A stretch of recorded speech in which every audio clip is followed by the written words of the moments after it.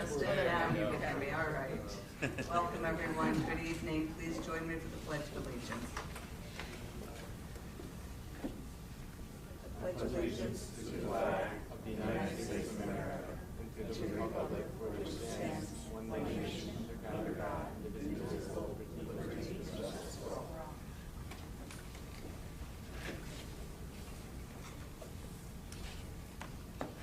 All right, I need a motion to approve the agenda for the budget meeting on February 26th, 2024. Sorry. Any discussion? All in favor? Aye. Open forum. Then the Greenville Central School District wishes to facilitate public access to meetings of the Board of Education and to provide an opportunity for the public comment at these meetings. Accordingly, the open forum provides an opportunity for members of the public to share thoughts about topics on the agenda. An individual's comment shall be limited to 5 minutes.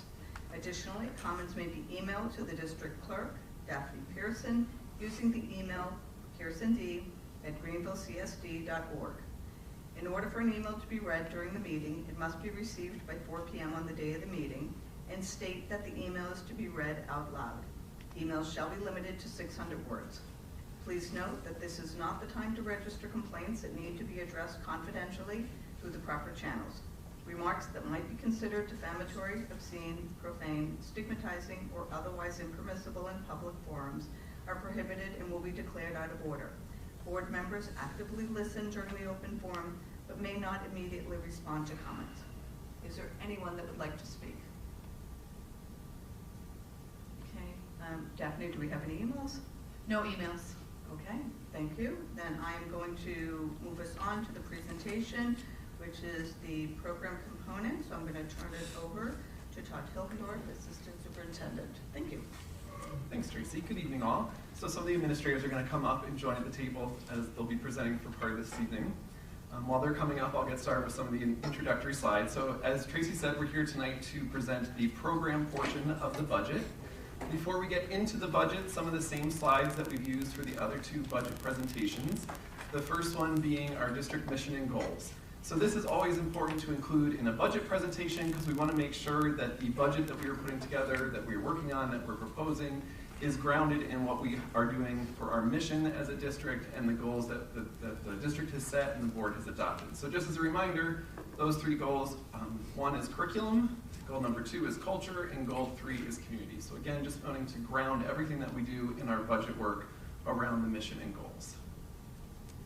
Our budget timeline, also a familiar slide if you've been tuning in and listening to our budget presentations. So for this month, we are in the month of February, so that's why it's darkened out there just to show. And if you look down the strip that is February, you'll see that there's a lot of things that cross over in that month. So a lot of things happen really between January and February. So that includes a review of our enrollment and the purpose of staffing requirements, so making sure that our enrollment and the staffing that we're requesting is aligned. We've reviewed and evaluated budgets from each building and each department and incorporated those into the program budget presentation for this evening. And also a significant step that happens during February is the calculation of the tax cap, which sets the tax levy limit. So that calculation was done during the month of February. It will be part of our presentation tonight towards the end, showing what the highest tax cap is that we can go out at. Before we go any further, just as a little tutorial of what are the different documents. So the board has the slide deck that we'll be walking through tonight. In addition, there is a document that says supporting document, fiscal planning and budget proposal. So anywhere you see on the slides that we show tonight, in the bottom left-hand corner, many of the slides have a reference to a certain page number. So the slide is kind of the big overall numbers, big overall ideas. If you want to dig deeper into some of the numbers or the breakdown or the descriptions, that's what the supporting document is, and it references the specific page numbers that you can locate that information on. And then the third document is a preliminary budget spreadsheet that just shows the difference between last year's budget and the current preliminary budget. And it also compares the rollover budget that we presented in January and the budget that we are presenting tonight. So budget development decision points, also a slide that we've shown each time. This is relevant for tonight because on the left-hand side in that maroon section where it says manage program and staffing, That's very much part of what we'll be presenting tonight in the program component. And then also on the right-hand side, the levy property taxes, or setting the tax levy, the tax cap as I referenced before, that will also be part of our discussion tonight. So these are kind of really two big areas of decision points in putting together the whole budget.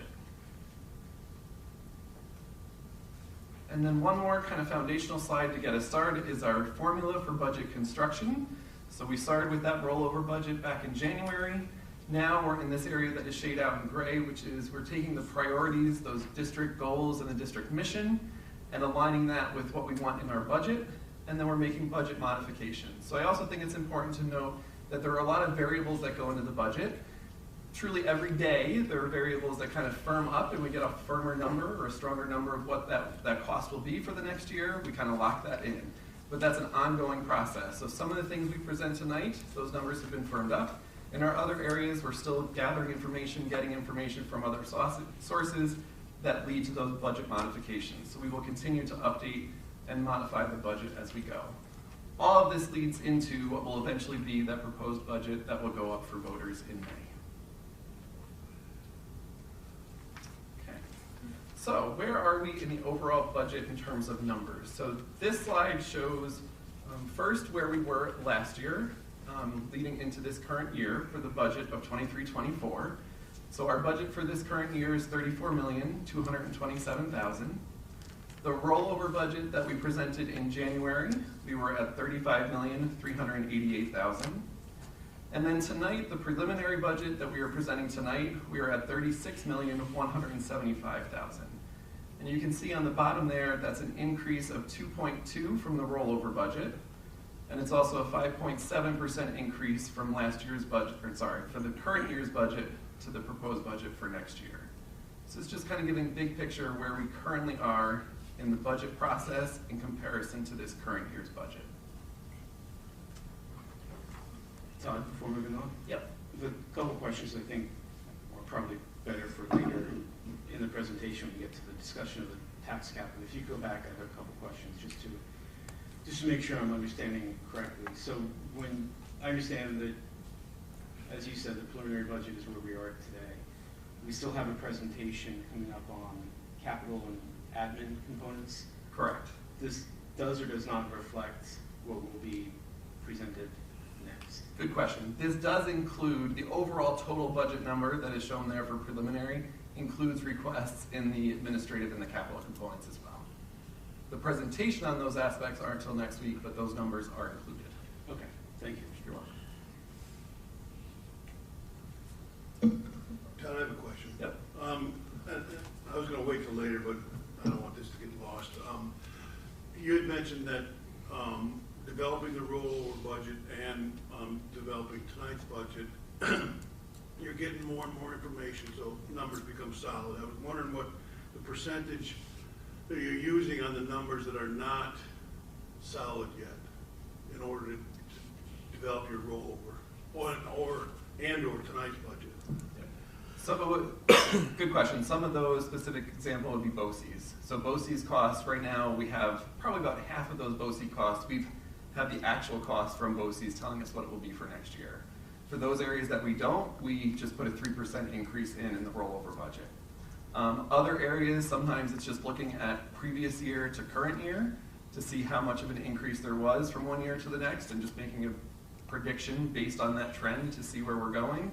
Kind of 3% is the default in terms of overall budget lines, but then when you get into something more specific like health insurance, which I'm going to speak to in just a second, those are higher percentages because each year we've seen a higher percentage increase in those areas. But you're getting those numbers, so you have something solid to work with. Correct. So on all other line items that even low budget, fixing the shades, you're applying 3%.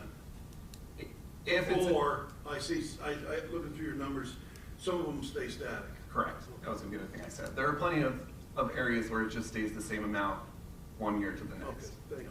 You're welcome. So this kind of gets into this next slide here, which is what are the major adjustments or things that have been worked on from the rollover budget that was presented in January to this preliminary budget that we are presenting tonight. So the first one, as I just spoke to a little bit, are the BOCES services expenses. So for BOCES, any of the purchases that we make through our Questar BOCES, our regional area BOCES, we have the majority of those, so those numbers are locked in for next year. There are other BOCES that we've cross-contract with another BOCES that we haven't gotten those numbers in yet. So those right now are still at 3%, but truly every other day or so I'm getting a spreadsheet from another BOCES saying here are our projections for next year. So those will continue to firm up in the next couple of weeks. But for the ones that we know, those are locked into the budget. Retirement and replacement.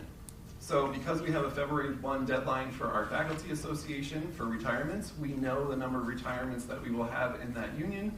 We're able to use that to predict what salaries will be for next year. So that's incorporated into this budget, preliminary budget as well. The third one is health insurance. So when we presented the rollover budget in January, I was using a 10% increase in prescription plans and a 10% increase in health insurance. Between then and a couple weeks ago, we got preliminary numbers from the RCG Trust, and the health insurance that they are giving us is expected to raise 14% for next year. There's still some flexibility in that in terms of what the true number will be, but in tonight's budget, that percentage has been increased to 14%. Good part, the prescription plan is increasing 0%. So there's a little bit of a balance, but I think it's important to note overall a 14% increase is what's included in the preliminary budget for health insurance. And Todd, you said that is a number that is provided to us that is not necessarily negotiable. Correct. Okay. That comes through the RCG Trust, who negotiates the plans that we are participating in as a district. And question about the retirement replacement breakage, is this an appropriate time to talk about that, or is Sure. it later? Nope, you can ask, go for it. Can you elaborate? Certainly. So we have total number of individuals, we have 6 individuals. The overall breakage is around $200,000. So in terms of breakage, what we do is we take the actual salaries that those individuals would have had next year if they were still with us, and then we take kind of an average number of what we've been hiring teachers coming into the organization at and find the difference. So overall, it's a $200,000 breakage. Is the district planning to fill each of those 6 positions where there's retirement? So in this preliminary budget, it would be replacing and including all those positions. The number that you saw on the previous slide, that total number includes replacing and filling all of them, correct? Okay, thanks. Fourth one on this page of what has changed from the rollover to current, the building and department request. So that's what I referenced, the buildings and the department, in this case it's transportation, submit their requests. We go through those as a team and the requests are incorporated into the budget. And then a 5th bullet here that's an important one to point out tonight are special education placements. Brooke will be speaking to this a little bit later on this evening in the presentation, but it is a significant increase in the budget, so I thought it was important to point out here as an adjustment that was made from the January rollover budget.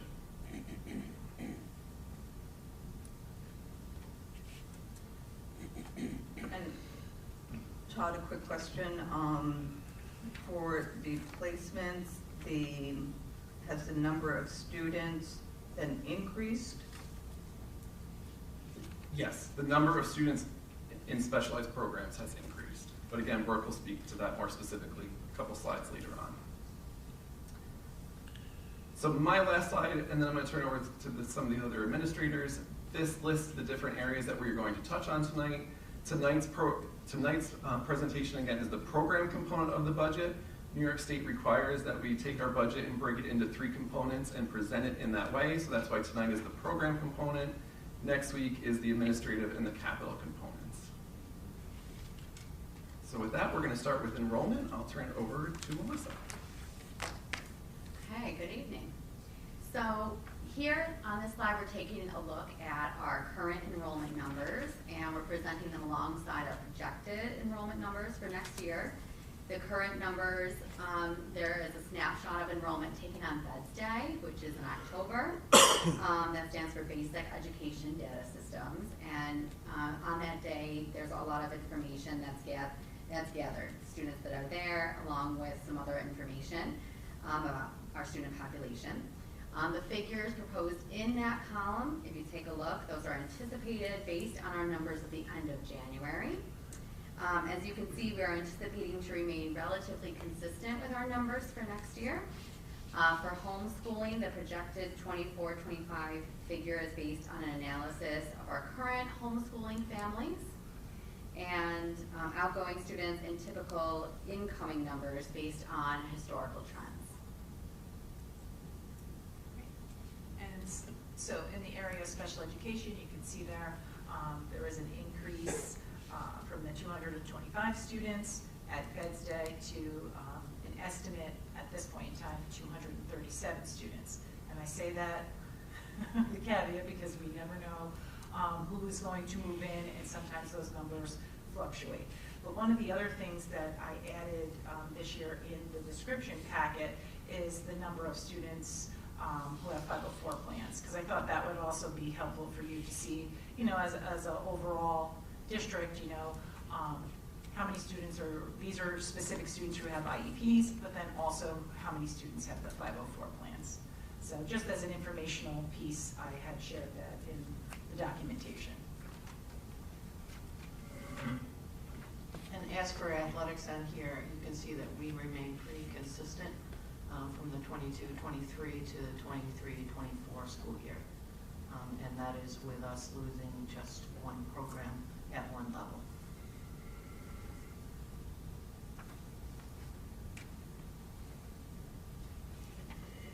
As we move over into technology, our goals for technology have remained the same for the, I guess, the past 5 years, I would say.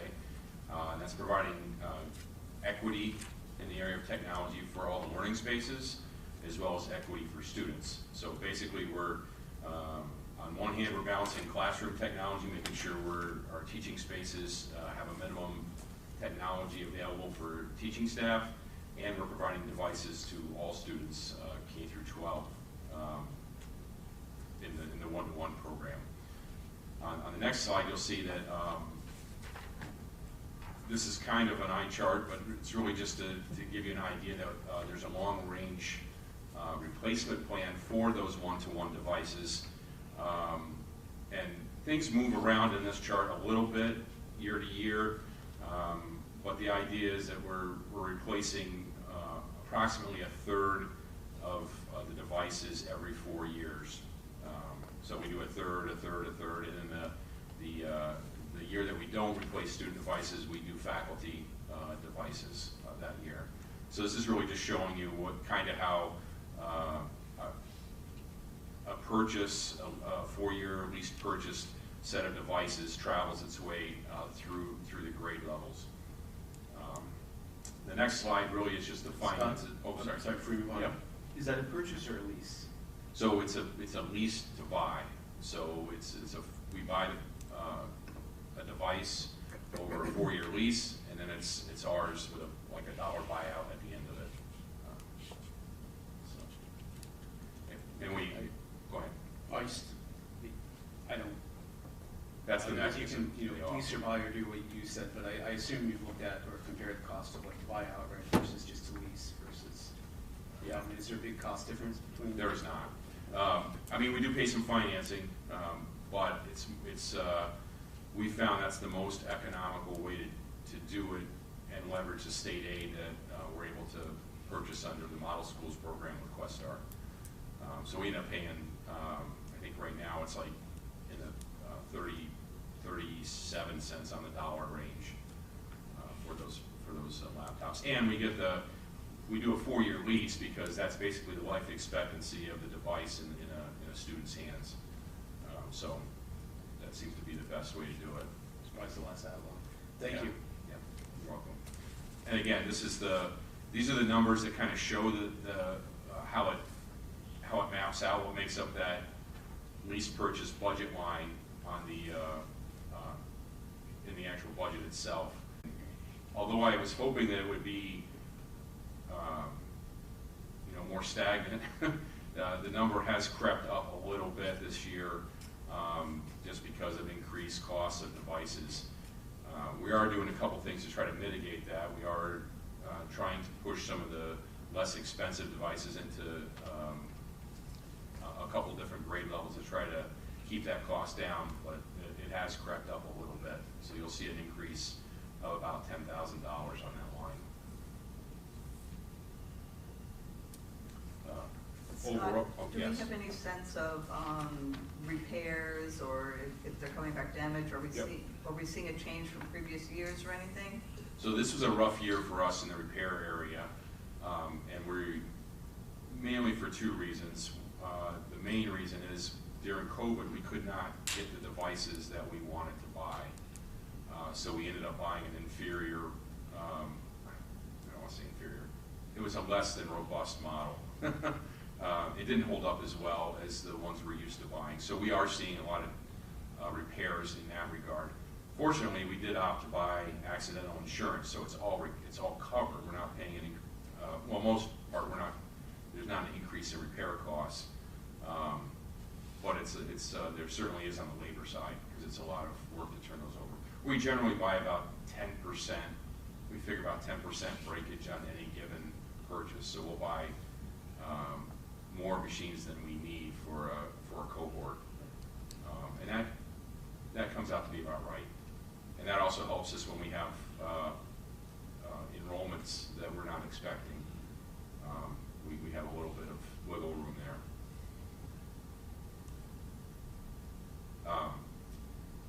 On the summary page for technology costs, the equipment line, there's no change there. That's really just to cover equipment that's not covered in the lease purchase. This would be like printers and projectors and things like that. We do get state aid back on both the equipment and the software line that's shown on this chart. Both of those are remaining unchanged. Our contractual costs are increasing.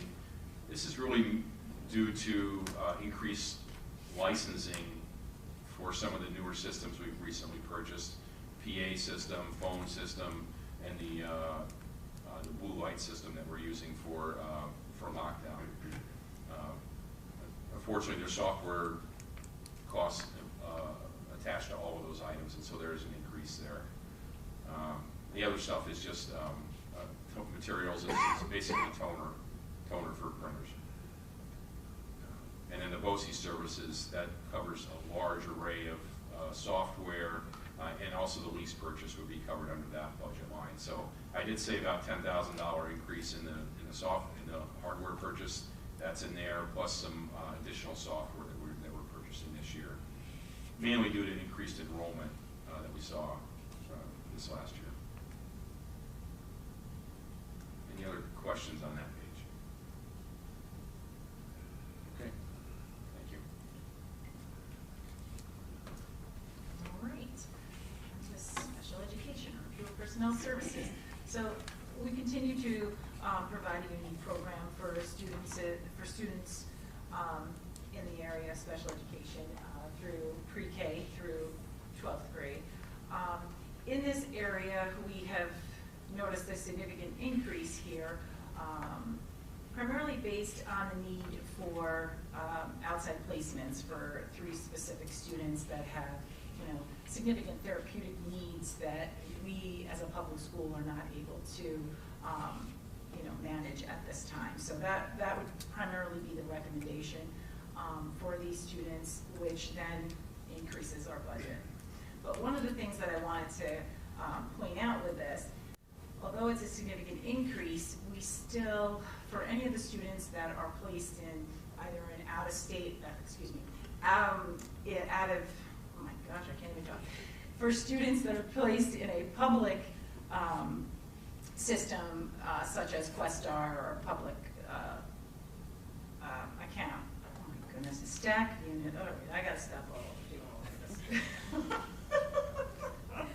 this. So anyways, for students who are placed in private placements or at Questar, we are able to stack those students, which means the stack is a system to track and account for children. So basically what it is we as a district can apply an application to the commissioner for reimbursement on certain programs. So we have our private access cost aid and our public access cost aid. That's what I was trying to get out before, but it just wasn't coming off my tongue.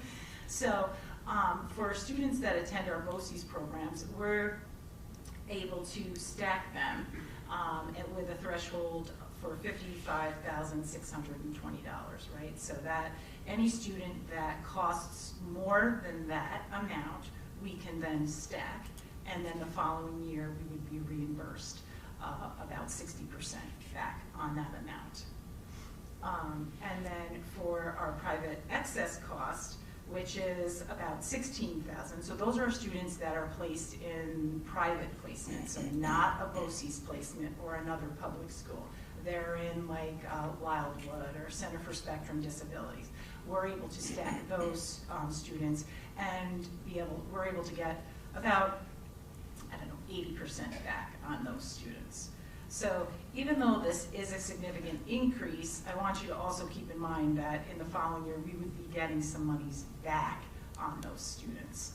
I mean, our goal is ultimately to try to keep the students here in our district and provide the services for them, but it does get to a point where a child, either it's behaviorally or physically, are not able to really benefit from our school structure, so we have to make those recommendations.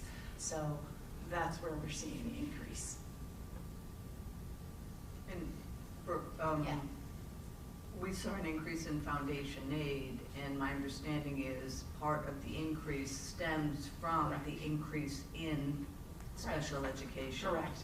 Okay. And there's all formulas which Todd can speak to. I'm not the math guy here. So, yes, yeah. But we're seeing a significant amount of students coming in with more needs that we're able to, manage within our district. But, we try at first, and if we don't succeed with our students here, then we have to make recommendations out to other placements. And approximately how much of that total increase is accounted for by the 3 students that we have to put in the outside placements? Probably majority of it. Depending upon their services, once again, it's another formula. So if you're looking at a student that's going to need a therapeutic placement, then they have, say, psychological services, speech and language, occupational therapy, physical therapy, all those things add to the cost. Okay. Okay, thanks. You're welcome. So just to add to what Brooke was saying, we'll get into this a little bit more next week when we talk about the revenues, but what she's referring to in terms of the excess cost aid, those are expenditure-driven aids. So the amount that we are paying this year drives how much aid we get back next year. So these numbers that Brooke is presenting, which is an increase in how much we're going to pay out next year, we won't get that additional aid on that amount until the following year. So that's part of the challenge of, yes, this is an increase in next year's budget, and yes, there will be aid flowing, but that won't be until the following year. So we have to make up that difference next year. Thank you, Todd. You're welcome.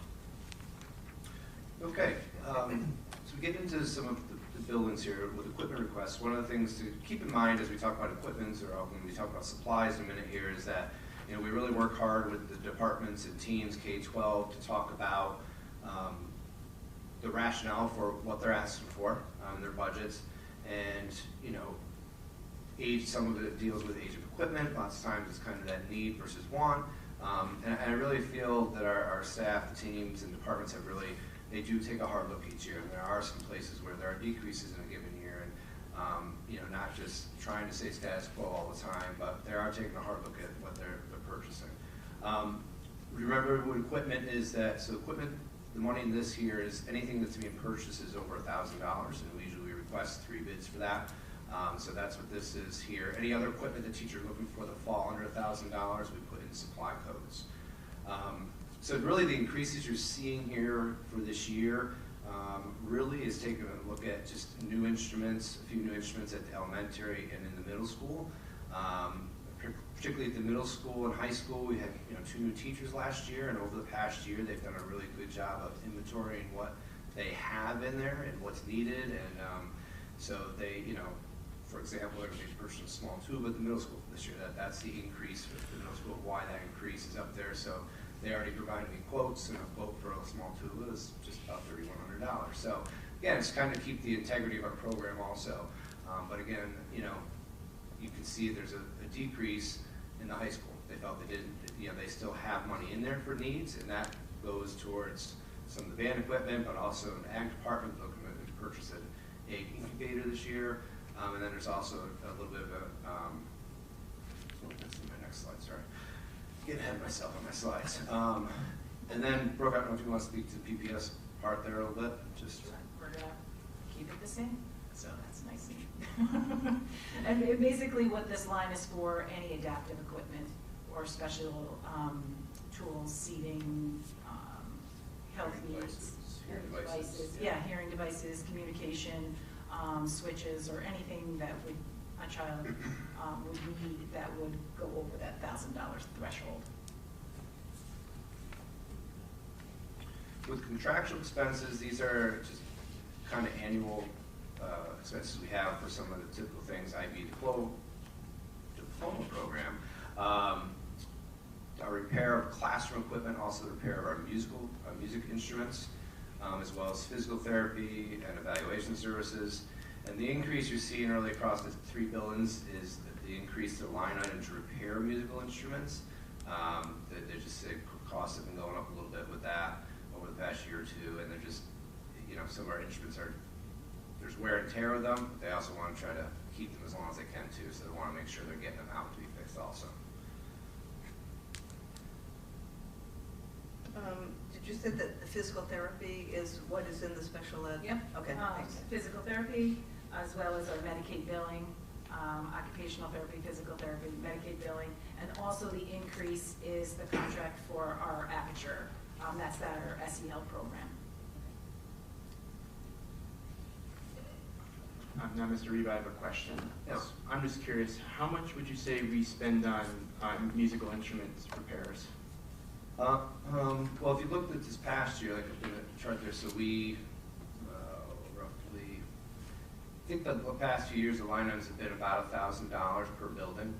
So they're looking for about a $500 increase this year with that. So not, so each building roughly has about $1,000 they spend on repairing musical equipment. They're seeing costs go up a little bit more, and just some instruments they feel that need some more repairs they need to get out, and that's why they're asking for a little bit of increase there. Thank you. Do you know, are these the instruments that the school owns? These are not the ones owned by the students, correct? Correct. A lot of these are the ones that the students, so yes, thank you for clarifying that. So the district does have some of our very larger instruments here purchased at the school. So, for example, all our percussion instruments, students are not bringing those back and forth to school. So that's when we talk about purchasing new equipment, musical equipment, it's not for the individual students, they're actually district owned and our students use them here. If it's a large tuba, the kid will get a mouthpiece, they'd probably have a tuba at home, but then they bring their mouthpiece to school to use the tuba here at school. So tuning our pianos is part of that, so. And music classroom instruments, thank you, Ms. Gordon. Team effort. All right. Thank you. Does that answer your question? Yes, it does. Mr. All right. Reeve. Thank you. And then in terms of supplies, a lot of this each year is based off of the instructional either units or projects teachers do in the classroom. At Ellis this year, you see an increase there, about $70 to $700, and that increase is really from the recoding of costs associated with the instructional materials for science. This cost used to be under the BOCES code. I don't know, Mr. Hildor, if you wanted to explain that briefly. Certainly. So yeah, it was just a recoding. Previous years we've used a BOCES service to replenish our science kits, and we just found that it was more cost effective in terms of a lower cost and more efficient in terms of what we actually needed to do it in-house rather than using BOCES. Just one of those instances. We use BOCES as much as we can, but in this case it was better to do it in-house. So this is shifting the funds that were previously in a BOCES code to an elementary code. So was the BOCES code 8 rule before? It was, Okay. yes. However, it was also roughly around $11,000. Okay. So. And at the middle school and high school, really, a lot of our supplies, any of the increases you see there are really with some certain area departments like our tech, our ag, art, science. They're definitely seeing some, with the supplies they buy, some cost, inflation type costs. For example, in tech and in our woodshop classes, construction classes, wood prices, for example, so things fluctuate year to year. And then, like, for example, the middle school and a new science teacher took over this year. She's kind of an inventory for rooms, so there was a little bit of increase in my Team 6 budget, so some of those supplies are based off of, sometimes we have new people coming into the building and are doing either new things, bringing new things, and as always, a lot of these increases are our teams or departments really trying to just enhance things in their classrooms. And then also, if you look a little bit of the increase for special ed there, that is really our speech testing supplies. There's been an increase in that. Well, actually, sorry. it's not just speech, it's the psychological testing supplies. Because we're moving to a digital platform for the assessments, so hopefully that'll be more cost effective in the long run, because usually every couple of years they are updating the new psychometric tools, and to repurchase one of those kits is usually like $5,000, and you need 3 of them. So by moving to the digital platform, it would be more cost effective and actually time saving for the psychologists who are doing the evaluations.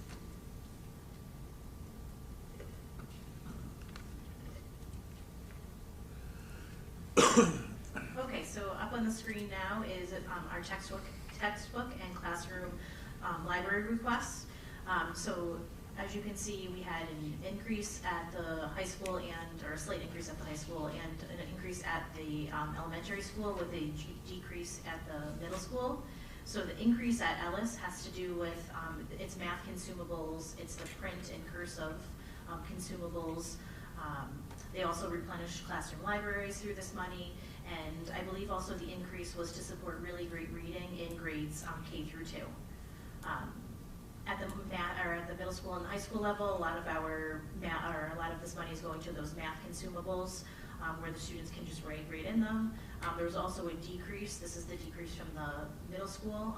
There was the $4,500 for really great reading materials. While the middle school and high school still use really great reading, it's the materials that we need at the secondary level are much different than those that are needed at the elementary level. So we realized that there's not that much money that we need to put aside for materials for really great reading.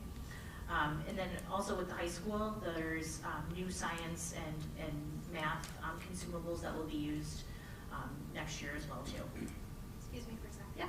Can you explain what does the note mean at the end? Yeah, I was just getting to that, Kelly. Okay, sorry. That's okay.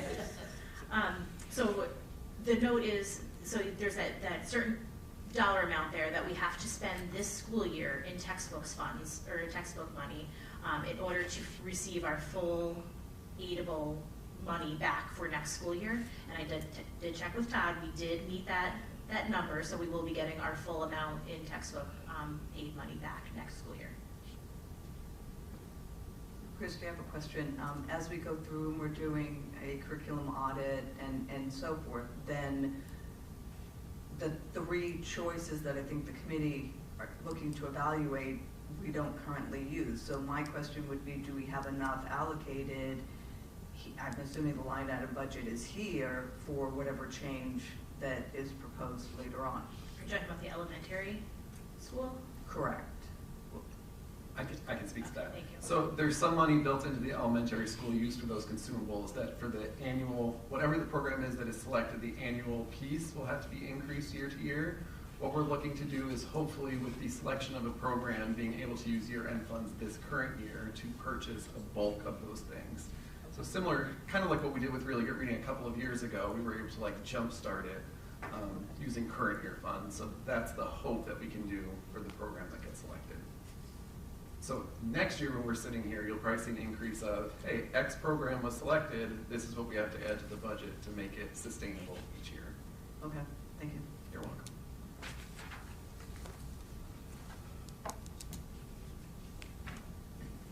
Good evening.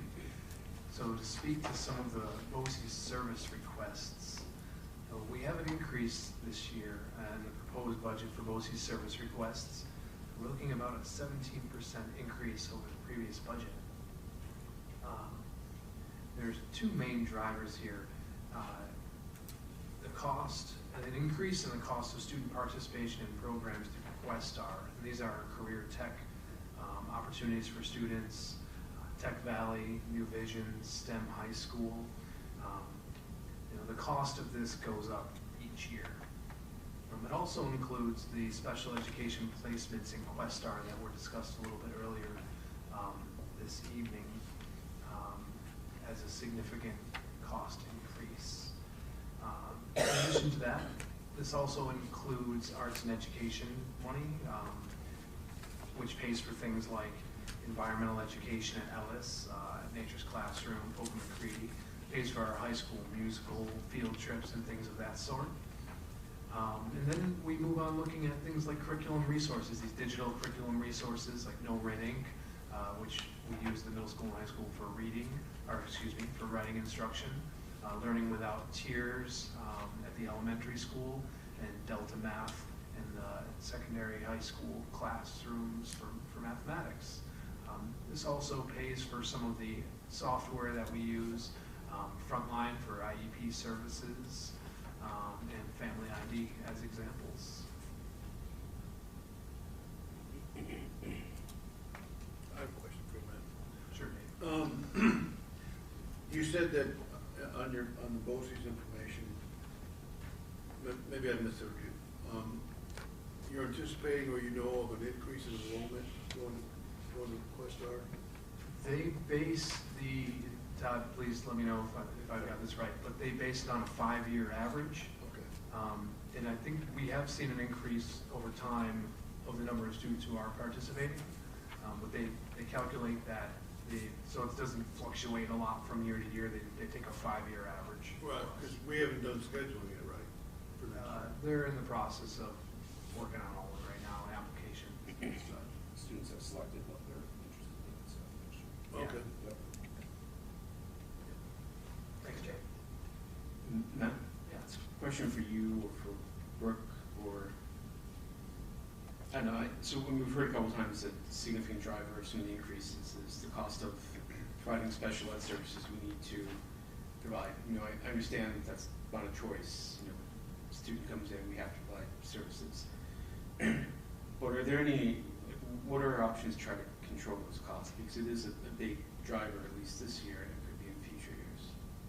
So, I mean, are there opportunities to control those costs in some way? And I don't mean by turning students away. I'm just trying to understand, you know, how do you manage that on a year-to-year basis? If you have, this could be a blip over a long period of time, or it could be.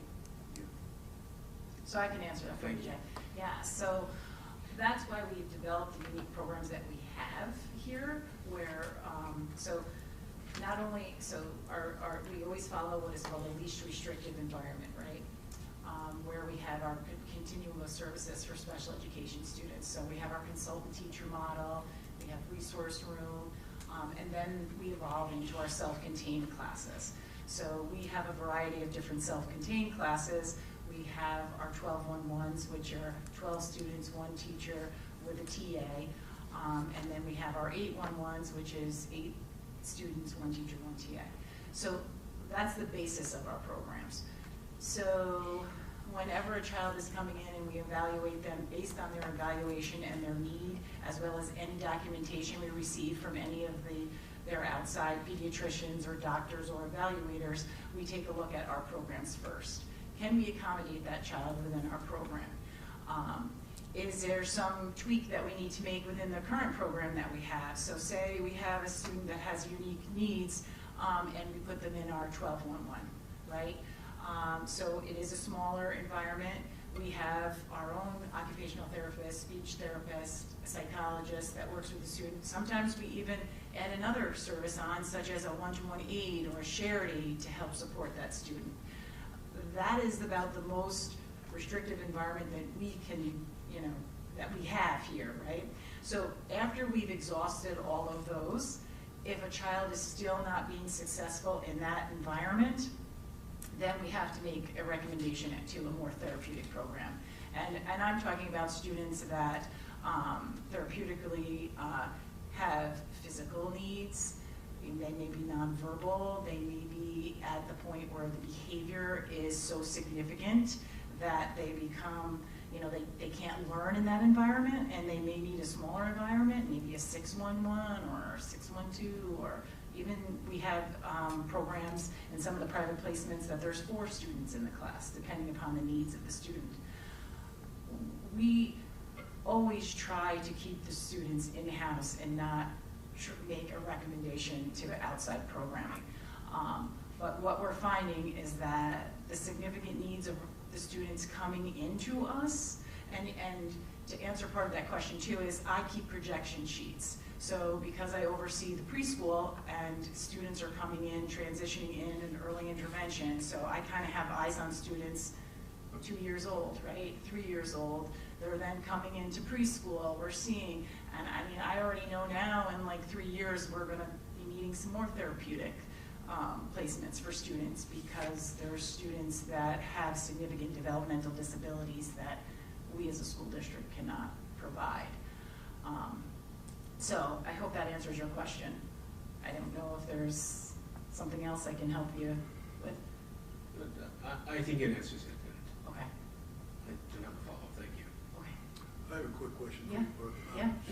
Under the students in your realm or your care, do we have any tuition kids? That are coming into us? Right. Yes. Yeah, we have, I don't know if the numbers are, I don't have my papers in front of me. It's okay. So I can give you, Yeah. I can give you a number, not students, but in terms of the revenue in this year's budget, we budget $300,000 of revenue made from students coming into our program. So that is in this current year budget. Well, I won't ask you to balance that with cost, because I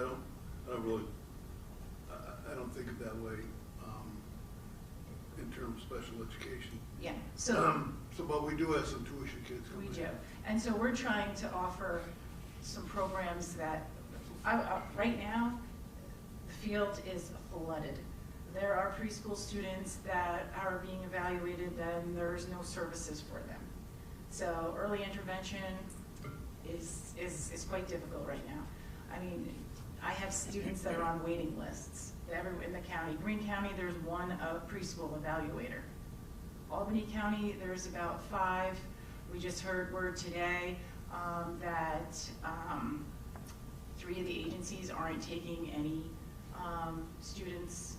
more students to be evaluated.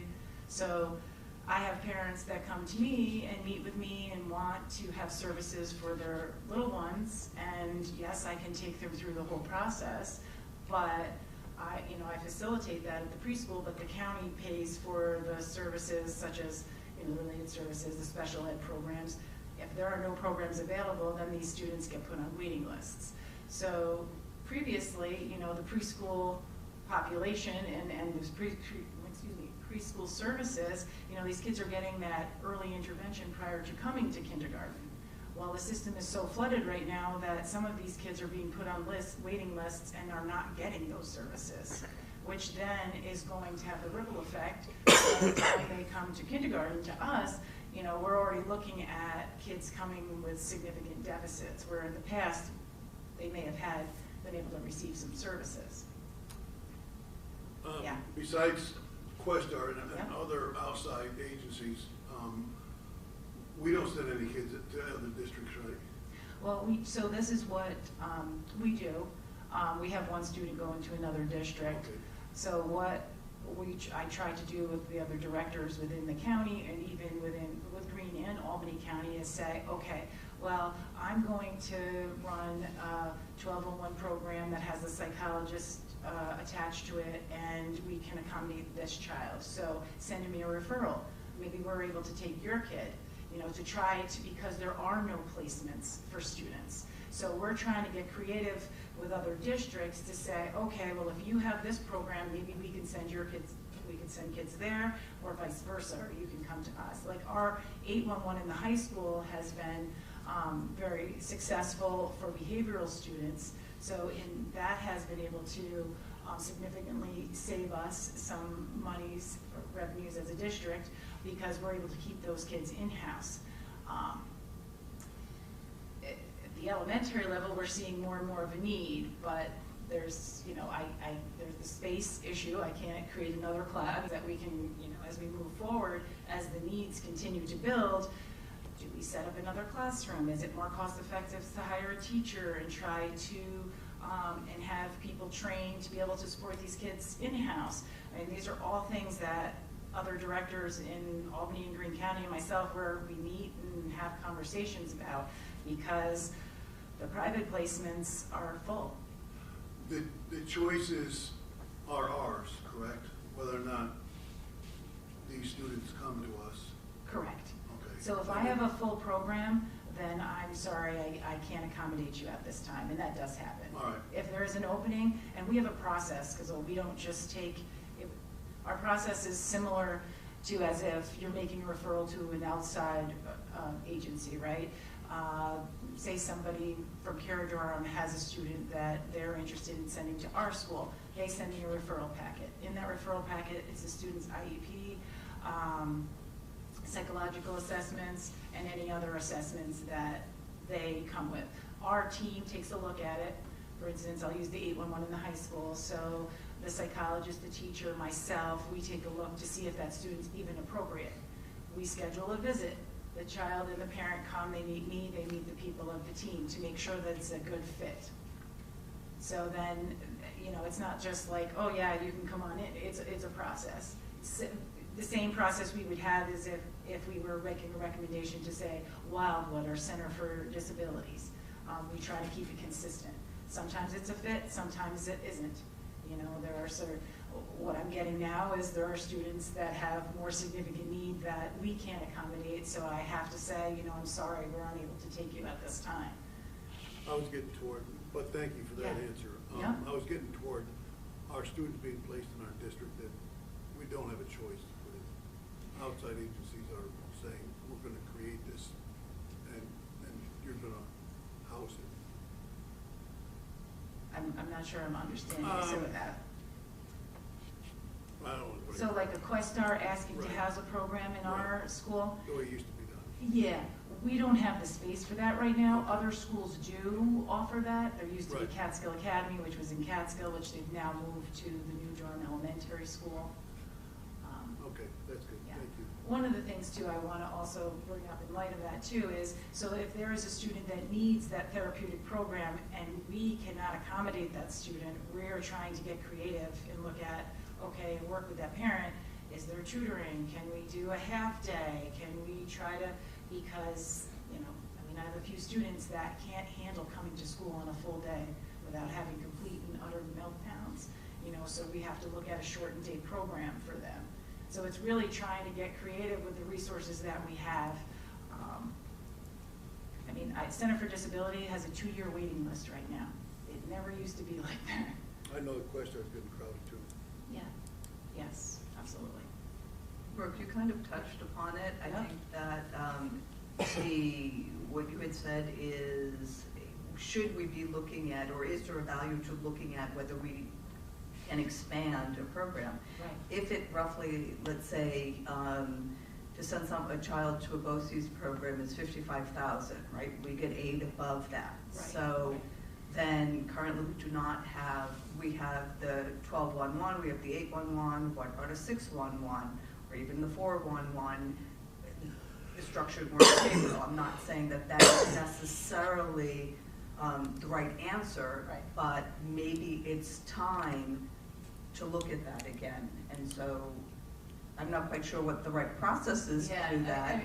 And here's the thing, space is, you know, space is very limited. At the elementary school, you know, we're seeing the need of those students really coming in. I mean, I could technically have another class, but it's also, too, trying to find certified people who are available in that field and that are specialized in working with students with behavioral needs.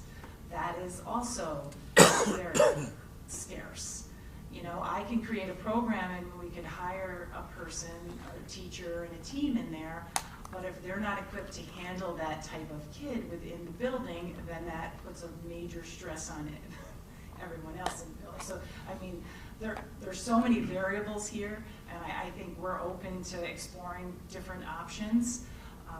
We're going to have to, because I don't know, students are coming in with more and more needs than we have traditionally seen.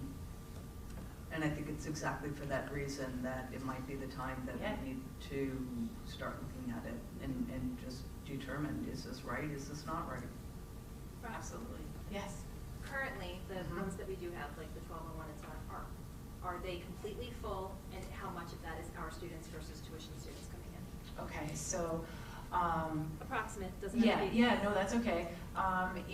So the K2, 1211, we have, we have 9 students in there now. There were 11. One is on a half-day type program, and the other is we're doing a unique situation because we don't have an outside placement. So that's the makeup of our students. I have 2 students that are from other districts that needed a placement. They couldn't find it, and they matched our program and are actually doing very well in there. So those 2 students are working well. In our 3rd grade program, it's a 1211. I have soon to be 8 students in there. I have another student moving in that needs a self-contained class. And one other student is from another district in there. And then in our other, the 4-5, 1211, they're at capacity. And I have 2 students from other districts in there. Thank you. You're welcome. I'll just add, the other challenge that Brooke faces, and if you can't tell, she lives and breathes this every day, so she knows it well, the specific unique challenges of the different students. So the students that are in some of the outside placements that we have not been able to accommodate here in-house, it's not like there's one program that Brooke can build and create and it's going to pull back a whole bunch of these students. For the most part, every single one of those individual students is in a very specialized, unique program that's unique to their needs. There's not one program, and Brooke and I have talked about that, there's not one program that like, oh, if we build this program, we can pull back 8 of our students. It's just the unique needs of every single individual one of them that makes it another layer of challenge. And the other thing to keep in mind too is that I can only have a 3-year span of students within a certain class without having to, write a variance, and I can only keep 12. I mean, they're in our 4th and 5th grade program. I did have to write a variance because I was over 13 last year. And yet, what I mean by variance is I have to complete a packet that goes to the state, and then they'll approve it. But they need to know the whole makeup of the class and everything. So there's some definite unique challenges, and we're doing our best to try to accommodate the students' needs in-house before making the recommendation for an outside placement. So, all right, you're welcome.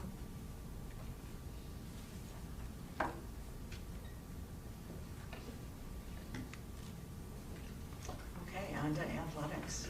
Hi, everyone. So you see up there, most of this has not changed. The one thing I'll draw your attention to is the 43 paid coaching positions. We did add on 2 assistant coaching positions this year, which was for the boys and the girls soccer. And in this coming budget, we're looking to add the softball and the baseball assistant coaches to that staff. Physical education budget, equipment. You're going to see that that's gone down, so they don't need any equipment for this year. Contractual is staying the same, and the materials and supplies, really, that is based on like 2 different things. That one, that at Ellis they want to have a 9 square in the air, which is really unique. It's kind of a program, but it's a piece of equipment where there's squares up in the air and they're playing volleyball over these squares. Your ball drops in your square, you gotta go out. It's really fun for the kids to do, and it also works on the volleyball skills for those kids at the younger ages.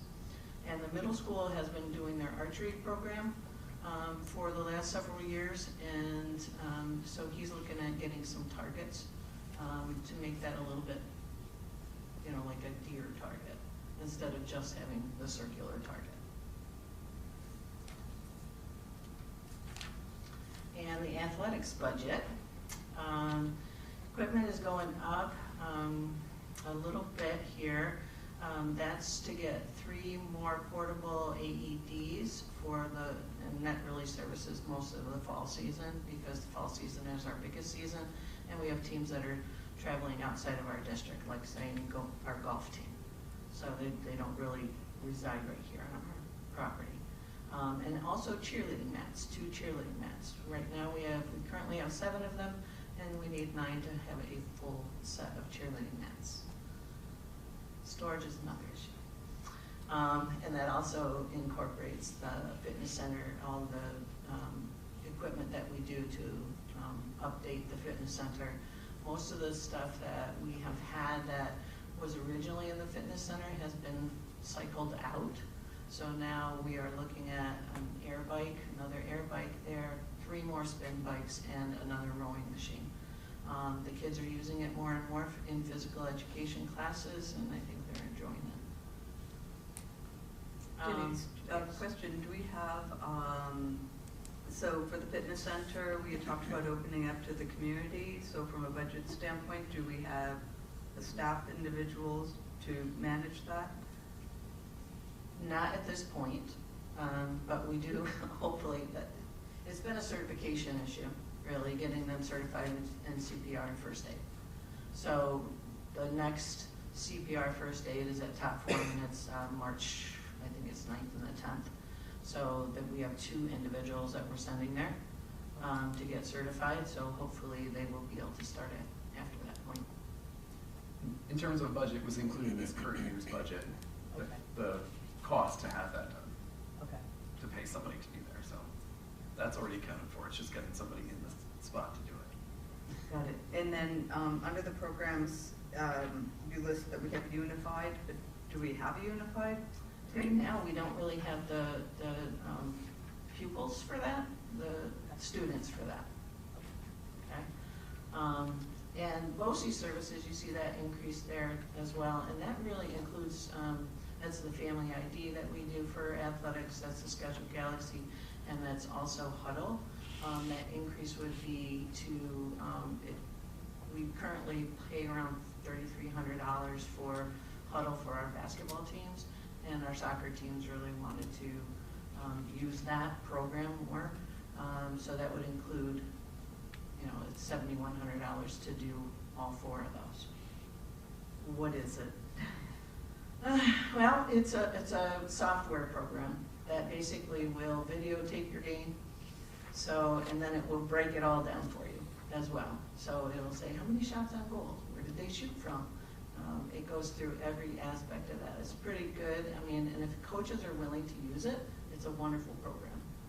And that's why, like, I haven't had a lot of coaches say, hey, that's something I want to do, but basketball is an obvious one. And soccer said this year, hey, I would really like to use that. And they actually used a VO camera this year, but it's not as, the veracity of the program is not as good, I guess. Won't break it down as much. So that's those increases there. And materials and supplies is, just basic. Everything's going up nowadays.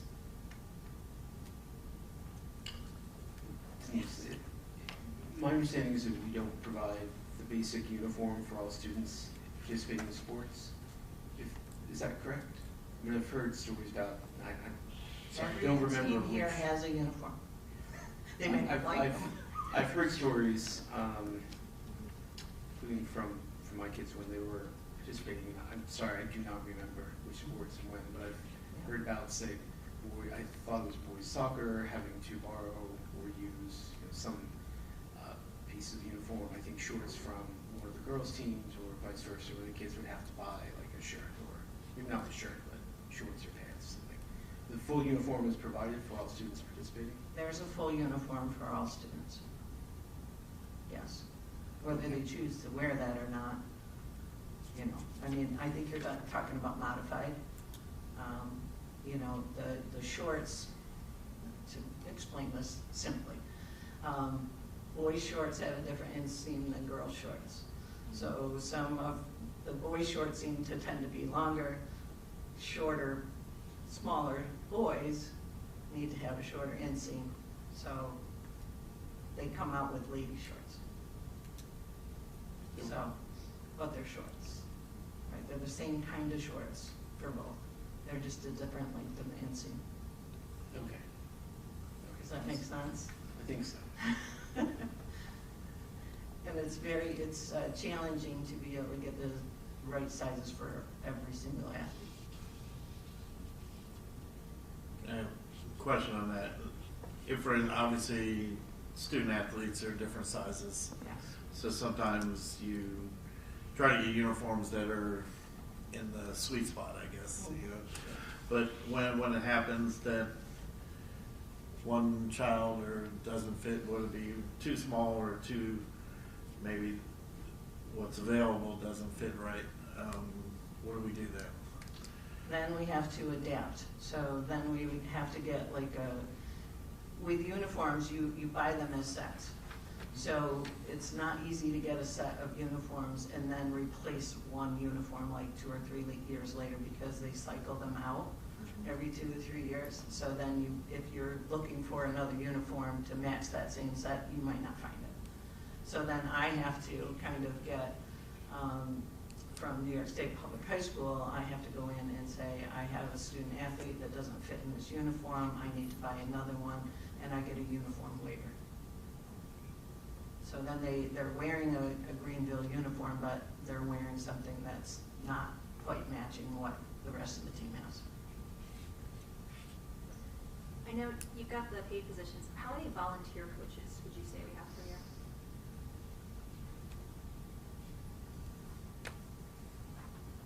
I would say probably anywhere between 3 to 4 a year. So for the paid coaches, I know there was something that was brought up a few months ago about the volunteer coaches having to pay for their own training. Yeah. Are the paid coaches covered in the budget? As far as training goes? Yeah. No. Okay. They So pay they're for coming their in, own they've already paid classes. for their own, but now they're getting paid to coach. But the volunteers pay for it and then come here with no stipend. Yeah. Okay, thank you. You're welcome. Harrison. So I'll build off of your question a little bit, Mr. Goodman. For each student athlete who I'll target the baseball, tennis, and golf teams, does each student athlete or does each athletic activity provide their own equipment, like a baseball bat, golf clubs, or is that up to the families to? So there's some equipment that is family. Their families will do, like a baseball glove is going to be something that the parents are going to purchase. If it's catcher's gear, we have catcher's gear for every single level. Those kids that have been playing for years have their own, so they'll use that as well. So there is some expenses that families do pick up. Thank you. Yep.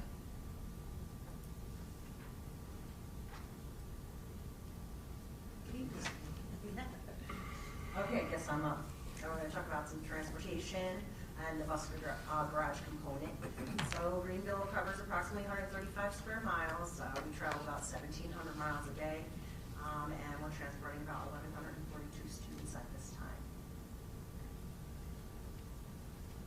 This kind of just gives us a rundown of what our routes are and what they look like for possibly next year. There are dwindling, as I have combined quite a bit over the course of the last couple of years due to bus driver shortage, which I'm sure you're well aware of.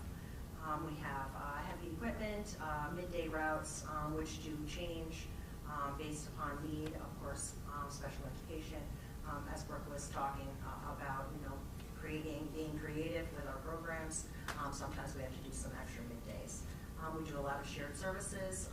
We reach out to districts reach out to us. We have a lot of sister schools around here that we kind of kick off ideas with and try to help each other out. So we actually take care of the Catskill Questar students right now, and we drop off their AM students. They have helped us, we have helped them, Carroll Durham as well. So we do that. Contracted transportations. We also take care of BOCES combined routes, and we also do summer school. So at any point during the year, we will collaborate and kind of figure things out, but twice a year we actually meet in person and talk about how we can help each other with routes, whether it be Questar or special education or dropping a student off at Carroll Durham so that they can take them to Ulster BOCES. So we're constantly doing those kinds of things for the bus routes. Obviously, we have some bus driver shortages. They're going to increase. We have, not to be crude, but there is an older generation population of employees, and they are getting ready to retire. So there are a couple of them that have already kind of reached out to me and said, hey, this might be possible for next year, and a few more to follow in the following 3 years. So we have one substitute driver trainee that just started, and one that I believe is on the dockets for this evening, so that is hopeful. They are substitutes though, they are not interested in full-time runs, so we'll see where that leads and how creative I can get with, you sure you don't want to run? Come on, big run. Okay. Our next bus purchase for replacement is 24-25.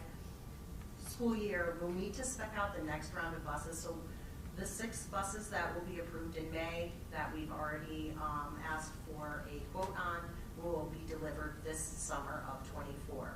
The next round of buses that we need to spec out will need to be soon. So by the end of March would be nice, so that we can deliver them in a timely fashion. So production lines are out on diesels about 1.5 years now. So if we don't get our order in, we get behind a leasing company who decided they wanted 15 buses, and then we're out even longer.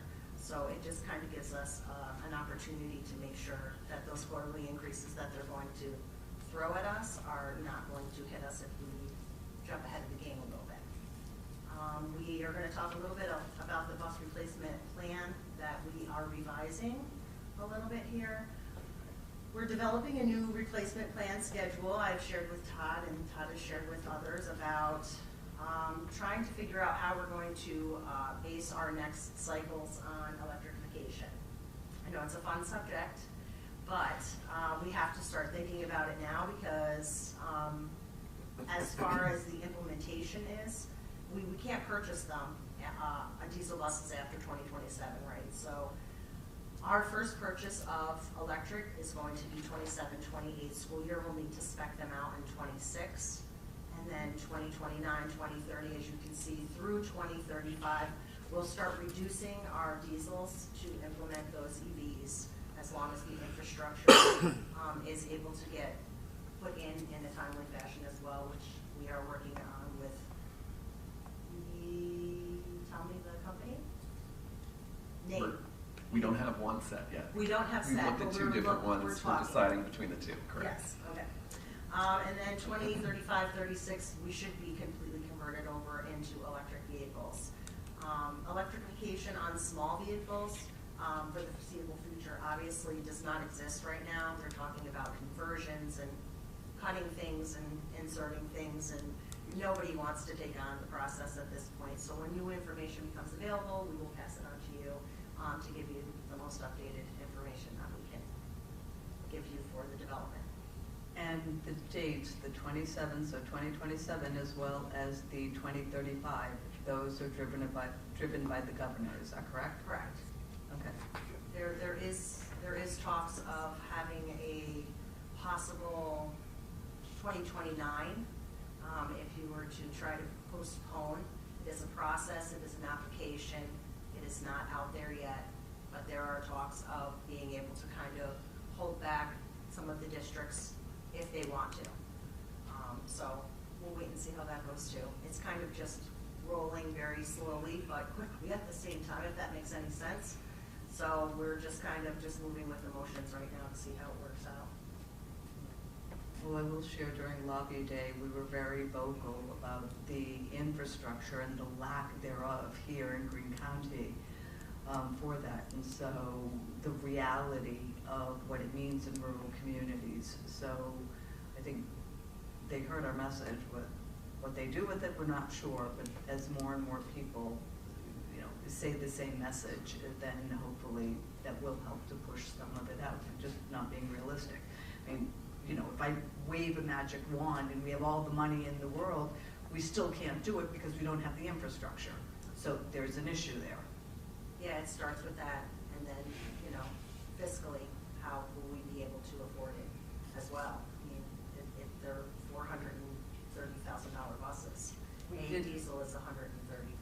Right, and we brought that up, and at first the response was, well, we have all these grants, why didn't you apply for it? To which we responded, we actually don't qualify for that. So, so thank you for keeping us up to date, whereby we were able to just kind of parry back for some of the questions or information that really is not accurate and representative of what our reality is. Even if we did qualify, when you apply for the grant, you actually have to have already placed an order for the buses, and without the infrastructure, you can't charge them. So there are a lot of there is a school district I know of that filed for the grant, received the grant money, and have nowhere to put these buses because there's no infrastructure, because there's a time piece, right? Everybody wants to put this infrastructure in. There are only a certain amount of companies that are supplying the infrastructure, so their demand is high, and there's just not enough for us to be able to do that. So it's a difficult process. We're just going to keep following it and make sure that we're up to date on what they're doing and create a plan as best as we can for what the future's going to hold, and pray that it gets put back a little bit. So, a quick shout out to Mary. We've met with 2 different firms to gather information and proposals for them of what it would look like for them to create a transition plan for us, which there's grant money available to do that as well. So the kudos to Mary is we met with both these firms, and both of them in different ways said, wow, you know what you're talking about. You really keep up with this stuff, which she does, and it's ever changing and some of the contradictory information. So kudos to Mary for the work that she's doing in this area, because it's not easy. Thank you. You're welcome. I have a question, Mary.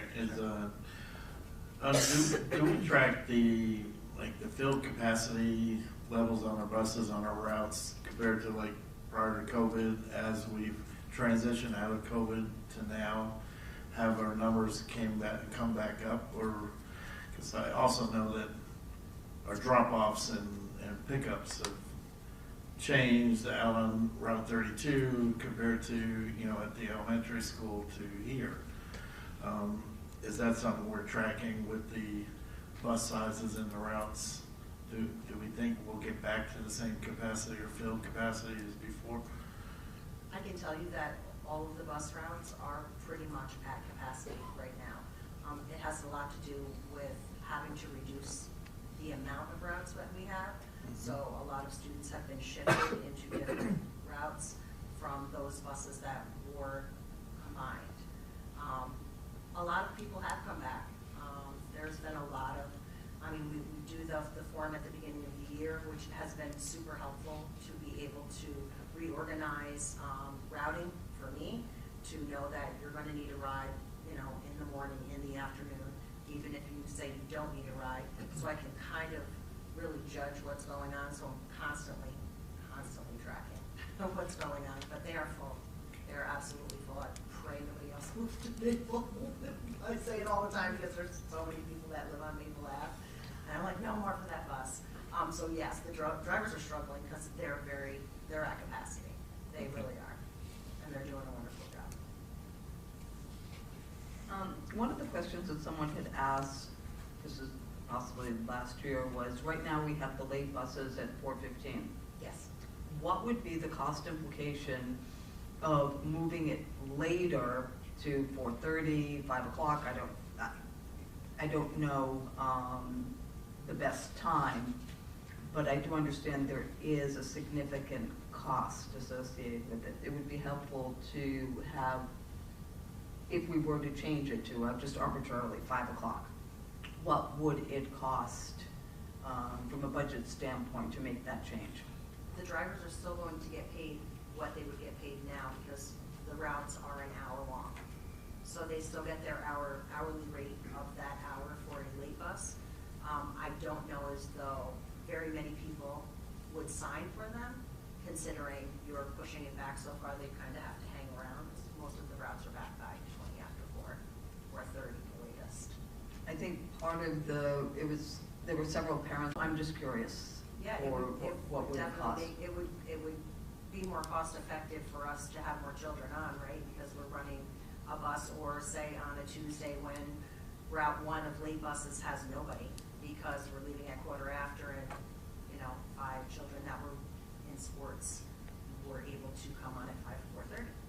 So I think staffing for those students after school, maybe that was the issue we had discussed when late buses first started back up, was that there wasn't enough adult supervision for those students past the quarter after hour.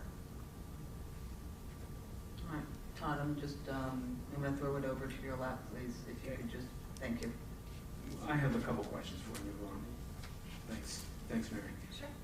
More about the EVs because they are fun. Awesome.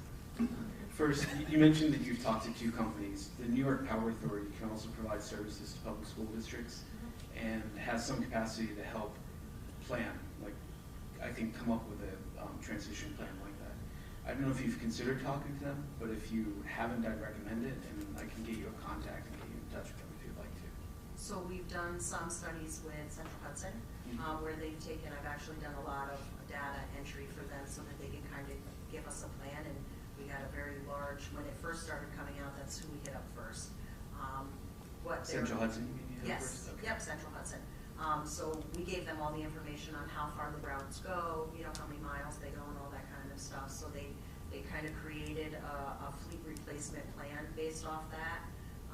And then we've also worked with Matthews Buses because our old representative is now an EV specialist, and he also created a plan for us. So we have I think we have a good base, and as well as talking to the infrastructure companies to try to figure out when we're going to be doing this, how it's going to work.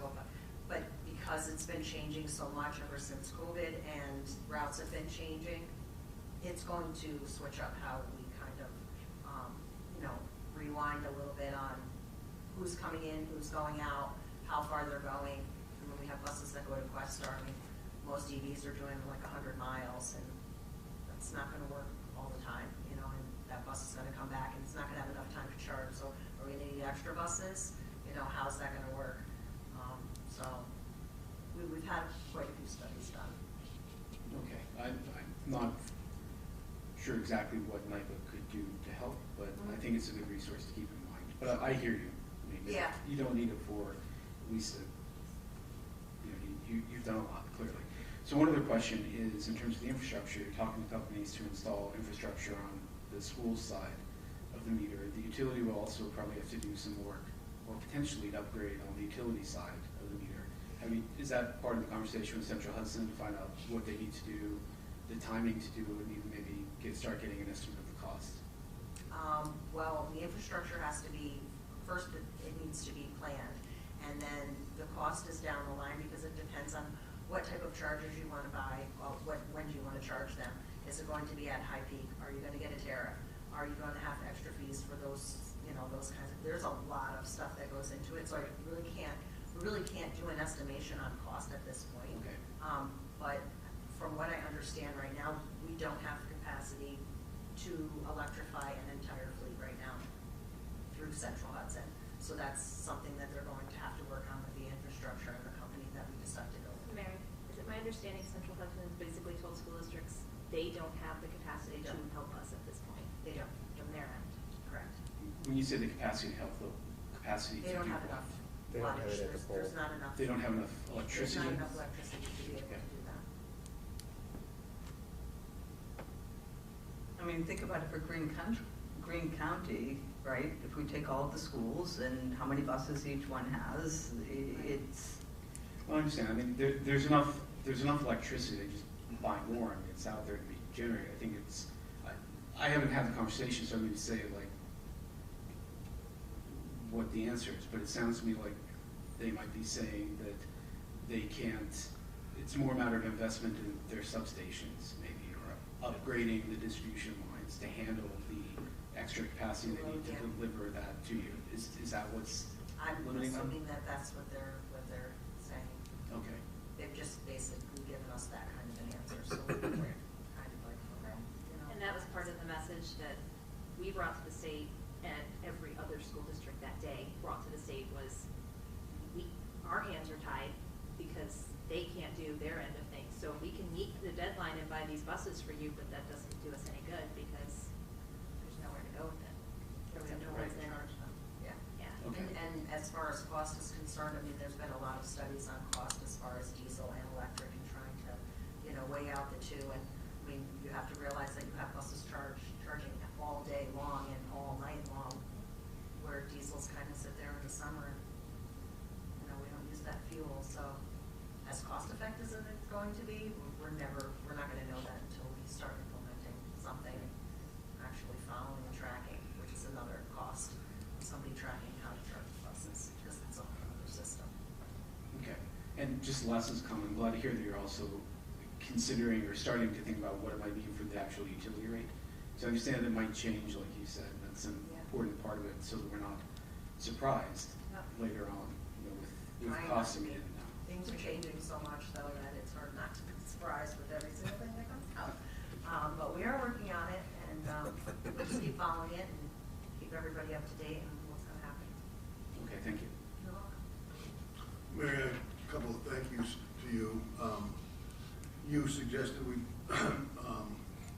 allow you to purchase the piece of equipment that sweeps the buses off. And then I got a chance to talk to Rich and your mechanic about how it was done in the past. And I thought that we had been lucky that there was not an accident, and it would have wiped out the cost of that piece of equipment. And then the other thing, a couple of Fridays ago, you had a day that was a little bit tough. I know when I woke up very early, it looked like it was going to be a beautiful day. And then about 6:45, I got a little sporty. So I want you to pass along to the bus drivers that we really appreciate them getting the kids here and doing whatever they had to do, even though it was off. They're awesome. They do Yeah. a great job Yeah. every day. They're very good at staying very calm in very stressful situations. I try to too, because it was a hair-raising Friday. But we did what we needed to do. Everybody got where they needed to go, and thank you. We'll let them know.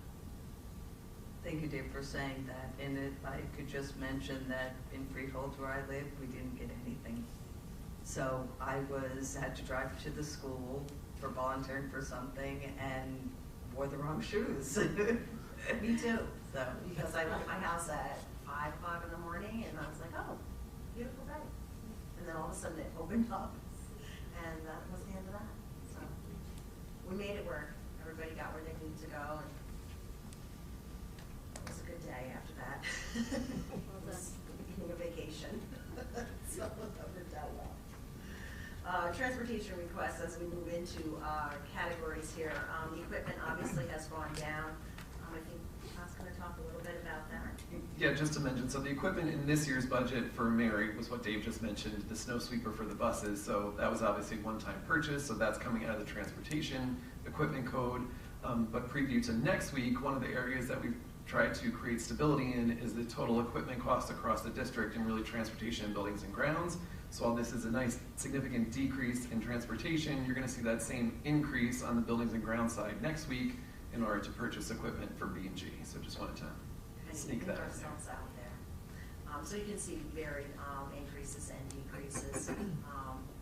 Contractual transportation, obviously, I think Brooke spoke to that a little bit of children up in the special ed area where we won't be able to take care of it. That's not obviously going up, so transportation needs for contractors to take care of it is going to go up. But all in all, I think we did pretty good this year, and it's going to be pretty decent grand total for us for this year, considering.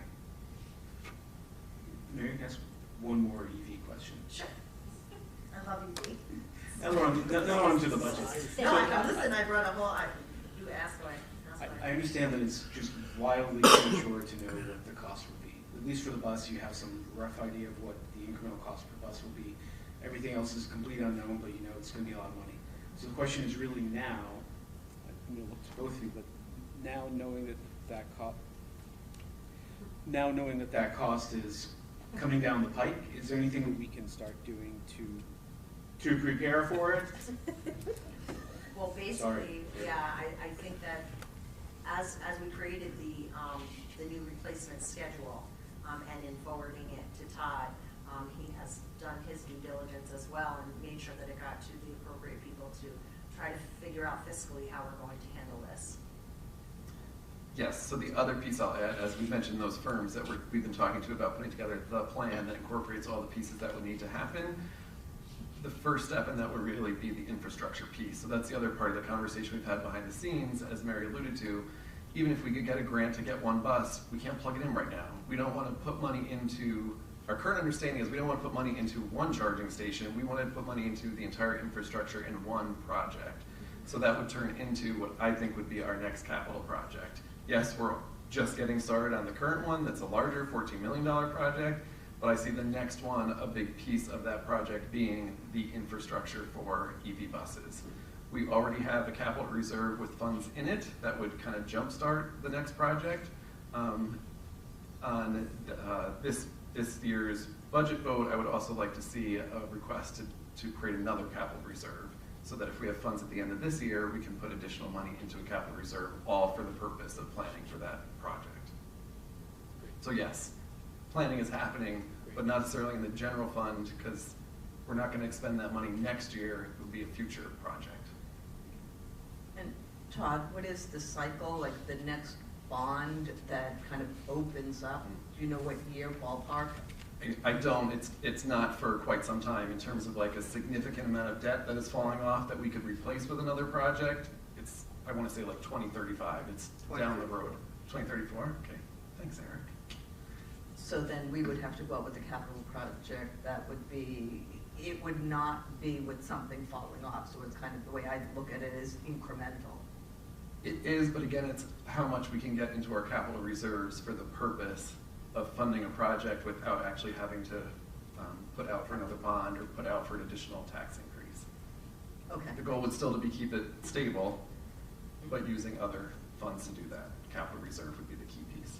Okay. But this also all comes back to, and this is kind of the question that Mary and I have been asking of these firms, but that would be the point of engaging with them is, what would that cost be? I don't know right now. Like, what would it cost to completely put in the infrastructure that we need for 2035 when all of our buses are going to be EV? What does that look like? So when we have that number, we'll be able to kind of think, okay, if we have X amount in our capital reserves, this is going to be the amount of that project. What's the difference and where do we get that from? And I would envision that just similar to when we did the 1-for-1 with technology, it's going to be over a multiple year, I don't know, 5 years or something. How many years, and I'm not asking for an answer right now, but out of all of the buses that we have, if I want to go from bus 0 to, I don't know, we have 100, right? To change over the entire fleet, how many years does that take? From 2023-24, which is now where we are transitioning our diesels in and out consecutively every single school year. We will be converted over to all electric by 2034-35. Where But then 10 years. 2035, 2036, we'll start replacing EVs. All right, so The we're at, first purchased EV. all right, so we're at about a 10-year for the complete. Thank you. Okay, Yeah. so I would envision that whatever we have is a 10-year plan then. For the bus cycle, yes, the infrastructure would have to be more one-time building what needs to be built. But again, it all comes down to the numbers, so we have to wait and see Right. what the firms come back with. Because replacing EV, to get the buses where we need to be to have all EVs here, we have to have infrastructure, right? We can't charge them without it, so, and that depends on the companies and their availability to be able to implement infrastructure while everybody in every district is scrambling to get these implemented. But I think that, so kind of answering your question, if, let's say we were to start in 2027, right, then you've got 10 years out, we wouldn't necessarily replace all of the buses in year one, so you don't need all of the infrastructure, but you need, I don't know, a third, or whatever it is, so, You need the basis of the infrastructure behind the buses, even if you don't buy all the chargers. Because at that point, you're not going to piece together infrastructure, and you need to have the electricity coming in to be able to supply it anyways. So we wouldn't do a piece, we would do what we need, and then just use what we need. So the buy all the chargers. If you want to buy just a couple buses and just buy a couple of chargers, fabulous. But we have that whole behind the bus infrastructure ready to go to have those chargers implemented. Because to have to piece together a whole bunch of that would be more costly, I would think, over the long run. I would challenge us that when we talk to the consultants, have them show it to us both ways so that we understand what is the cost differential to do everything up front versus a third, or, you know, whatever the magic number is. That's my thought. The infrastructure is also going to include needing different lifts in the garage and revamping all of that as well, correct? That'll Yes. gonna have to be in place before the first one. Yep, you have to have a charger inside, you have to have a different lift to be able to take care of the, I mean, battery life's only 8 years. So, I mean, those buses aren't going to last any more than that. So we're going to switch them out every 7 years because if the battery dies, you have nothing left but a shell of an electric bus with a battery because they don't even know what we're supposed to be doing with batteries at this point. Where are we gonna, do we hire a company? Are they gonna come in and they're gonna take it away? Are we gonna make room on campus? Are we going to discharge them here and figure out where to store them? There's so much involved that they don't have enough answers for everyone. So we're really playing just a guessing game right now, and just whatever information we have, we're working with that and seeing where it leads us, and hoping that as more districts start implementing and things really get rolling, they'll start understanding the problems, the issues, where they need to correct things to make it easier for the rest of us. That's why we're not jumping too quickly. Thank you. Thank you, Mary. And I would also think that our infrastructure was not a one-time cost. The maintenance and everything with inverter changes, software, everything else, we don't know those costs yet. Chargers have to be and maintained. not only chargers, but the inverters, the electrical switching, everything inside. It's not just cabling and laying out something. We don't know what those costs based on our usage and our temperatures are going to be. So, yeah, that could be significant every year. Yeah, just to have a cable run into the garage for a charger is like $27,000. It's just for because we don't have the amount of electricity to be able to put a charger in the garage until we implement it. And we have to have somebody run the charging. Somebody has to have a station. They're going to be running, you know, this needs to be charged at this time. And so there's a lot of fees and things we have to think about. Mary, one last quick question, last from me. On your replacement cycle on your buses, do you budget any residual value to buses you're replacing? So I found a company that we just did a little bit of getting rid of some of the 80s series that we had. So I've already downsized one bus. Plan on starting to downsize our fleet as we move into the process. And they seem to have a very good trade-in compared to trading it in with Matthews Bus. This is where we get them. Their trade-in value is about $7,000 on a bus, and we recouped about 10 to 12 on the last round. So that was pretty good. So we're planning on moving in diesels, but also moving out, so that as we're recycling and putting in electric, we're going to make sure that we reduce the fleet at the same time. So when we have to purchase 4 electric, we're going to get rid of 6, diesels, and then so that way we're kind of getting a little bit of revenue out of it. Not that it's going to help by much, but I tried to develop a schedule that would not hurt us so fiscally, and that it would be over the course of time. So we'll see how it works out. It's not perfect, but we're working on it. Thank you, Mary. Okay. This is your last slide. My last slide, there are some changes to the budget transportation contractually. Quick one. That's it. That's an easy one to end. That was an easy one. Thank you. Thank you. Thank you. So a couple other categories that fit into the program component of the budget. One, other expenses. There's an increase here of $9,000. This is actually for the purposes of health services. So health services, we pay other districts where our students are attending schools in other districts. The flip of that would be students that attend Grapeville from Carroll Durham we actually bill Carroll Durham for that purpose. So this is our students going out to other schools that we have to pay those schools health services. Those costs have increased, so just increasing that budget line. And then there's another, BOCE service is kind of a catch-all of other BOCE services that don't fit into any one area or any one building. The increase here is actually from a recoding, so it's not a true increase, it's just a recoding of funds that we use for arts and education and the arts exchange program. So arts and education is what we are able to use through Questar, certain field trips, certain assemblies that come into the school, we're able to run those through BOCE so we get aid back on them. Previously, this was all budgeted for in an elementary code, and it's not just elementary events, so this is just kind of cleaning up and moving that code to a district-wide code, so that's why it shows up here. So food service, this is certainly a positive point. Our food service program continues to run extremely efficiently, and that is in great thanks to Tracy Churchill, the supervisor, and the team that she has working in the food service department. So we have not needed an interfund transfer for food service, meaning money that would come from general fund to support the food service fund.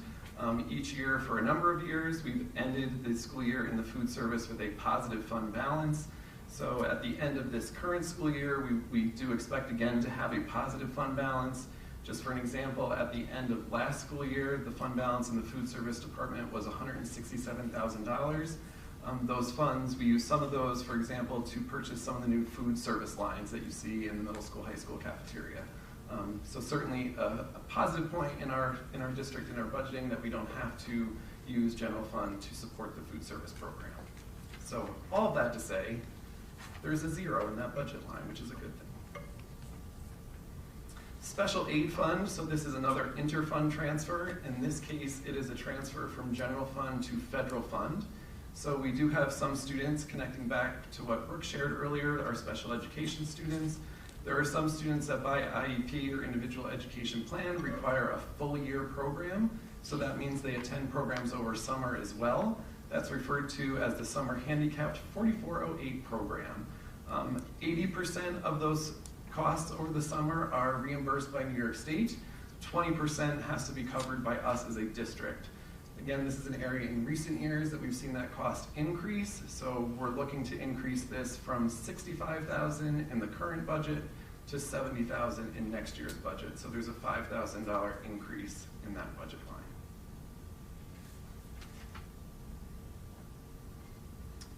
Okay. So before I go on to the tax cap, I just want to thank the administrative team. They all got up and ran away as soon as they could. But we really do utilize a collaborative process for developing our budget. It starts at really almost the beginning of the year in September, October, with team leaders and department chairs gathering feedback from their departments and their teams. That funnels up to our building leaders and our supervisors, and then that comes to the district level. So it really is a collaborative process. And I hope you saw tonight, as the administrators were sharing, it wasn't them talking about their building or their program. We really do look at this as a pre-K through 12 program as a district. So I think it's important to shine a light on that, and also thank them for all their work that they put into tonight. So thanks to the administrators and supervisors. All right, so with that, our tax cap calculation. I mentioned at the beginning that we were able to complete the tax cap calculation form, which is a worksheet that's put out by New York State Comptroller's Office to determine what our maximum tax cap would be for the 24-25 school year. So the maximum tax cap would be 3.17%. Just as a frame of reference, on the bottom of this slide, there's a little chart. So it shows 4 years of data, the allowable tax cap, meaning what the maximum tax cap was, and then what we actually went out at for the tax level year, what we put out to voters to approve the budget. Specific example, last school year, the current school year, but last year developing the budget for this year, the tax cap was at 3.1. That was the highest that we could have gone out with a tax cap. What the board decided on was a tax levy of a 2.47% increase. So from the 22-23 to 23-24, it was a 2.47% increase in the tax levy, or the total taxes that we collect from voters. As a reminder, the tax cap, what that means, that maximum amount is, with that, we only need 50% of voters plus one to approve that. If we go beyond the tax cap, which is certainly not recommended, we would need 60% of voter approval to approve the budget. So where do we stand tonight? I'm going to reference back to what I said at the very beginning. There are still variables at play and still pieces of information that are coming in, and we're refining the budget. But we're also at a point where we can certainly get a big picture idea of where our budget stands on the expenditure side as well as the revenue side. So the revenue we will certainly talk more about next week, because that is on next week's agenda for the board meeting. It's the capital, the administrative components, as well as the revenue side. So more details to come. But with what we know right now, and on the revenue side and the expenditure, here's a breakdown showing us if we were to go out at the tax levy, the maximum of 3.17%, it would result in a tax levy of $18,764,000, and then there would be a deficit of $311,804. So meaning, if we went out the maximum tax cap as everything stands right now, we have to find $311 to cut out of that budget. And then you can just kind of go down the list to see what it would be at different percentages, the deficit as it currently stands. So this is not the last time that those will be discussed, but I think it's important for the board to have some discussion so that we have information as an administrative team and as a leadership team to decide really kind of what is the target that we are aiming for. So with these numbers that we prepared, the board really would be beneficial for us, for the board to have some discussion around where would you like to see that tax levy percent land. Can certainly be on this list or another number in between or somewhere else, but just would be important for us to have that conversation, for the board to have that conversation so we have that information. So Todd, just one question is, what is the maximum tax cap allowed? The maximum tax cap is that 3.17%. Okay. And that's for the 50% plus one vote. correct. And that's, I'm assuming the deficit number is based upon tonight's budget and state numbers? Correct. In terms of revenue, is that what you mean by state numbers? Yeah, the state numbers that the governor's office gave. Yeah, so foundation aid, yes, and then there's other, so for example, what Brooke was referring to before, the high excess cost aid. The state gives us a number, we actually calculate our own because we have a better idea of what we are currently expending this year for those areas that will generate the aid for next year. So some of the numbers that state gives us are predictions. We then calculate what we have better information to predict on those expenditure-driven aids. But yes, this incorporates the revenue that the state has put out from a state perspective, and then basically everything else would fall to the tax levy, so that's what that tax levy amount is. And my last question is clarification on your question. What you are asking the board, you want us to tell you how hard to tighten the belt? Yes, because ultimately the board is the board decides as a board where you want this tax levy to be, right? That is your responsibility as a board. We as an admin team need that information so we can, using your expression, go back and tighten the belt. There are areas that will also tighten up just naturally over the next couple of weeks. But as everything stands right now, these are the numbers that we have. Thank you. You're welcome. All right, so who would like to start? Start with a question. Thanks, Tracy. Todd, in an earlier budget discussion, I know I asked, I think Dave did as well, but maybe I won't remember correctly, but we asked a question about during the pandemic when federal money came in, we hired certain positions and made certain other investments with the understanding that when federal money runs out, those aren't sustainable, so we either have to roll them in the budget or I guess eliminate whatever that might be. And at the earlier meeting, I think we'd asked about, for you to come back at a later budget presentation with that information of what's currently in the budget from those investments, what's not in the budget, and how you're proposing to deal with that in this budget. So when would we be able to get that information? So I have it all. If you have specific questions, you can certainly ask. I know this was also, Mr. Bennett shared this with the board and a board update in terms of the specific numbers. The stimulus cost, the majority of it is the stimulus positions. So positions that were created with stimulus funds when we first got them. Some of those positions from the very beginning were anticipated to roll into the budget early on so that we were locking them in, so to speak, for long term. So the two specifically were the social worker and a speech therapist, speech language pathologist at the elementary school. Those have been in last year's budget, general fund, and this year. So like those are secure, and from a program perspective, absolutely vital and important to utilize. In addition to that, there are 5 other positions that were created with stimulus funds. As we said in the rollover budget, they're all in the rollover. They're all in this. They're all in these numbers. But this will be part of the conversation that we'll have as a leadership team when we have an idea of where we need to land a little bit more in terms of what is sustainable. Those positions will be part of that conversation. They have to be, right? Positions are a significant cost. When we're looking at deficit numbers like these, that has to come from somewhere. There's not an easy one number that gets assigned to those positions, because some of those positions, if we eliminated the position, people in those positions have rights and they would go back to other positions. So in terms of actual costs, which is what was shared with the board, roughly for a position, it's around $80,000 to $100,000 per position. Those are rough estimates based on individual positions, the health insurance that those positions, people in those current positions take, but roughly between $80,000 to $100,000 per position. Does that help at least frame it a little bit? Yes. Okay.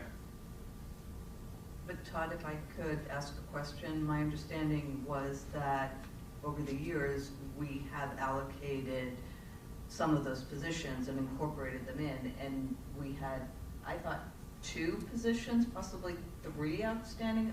I think that's kind of what you're getting at, Jay. It's part of it, yes. Okay. Yes, So what's outstanding that hasn't been rolled into the budget. All right, yeah.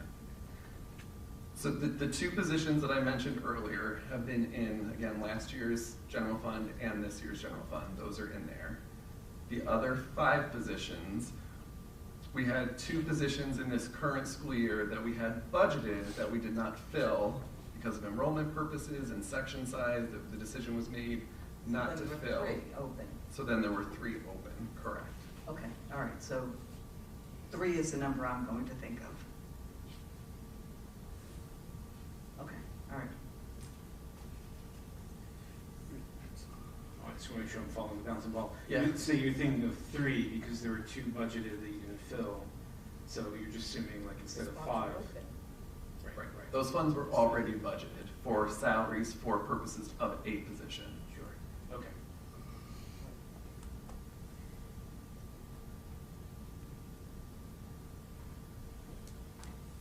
Well, sorry, Tracy. Go for it. I don't know how helpful this will be, but for what it's worth, I think that we should stay within the tax levy, the 3.17%.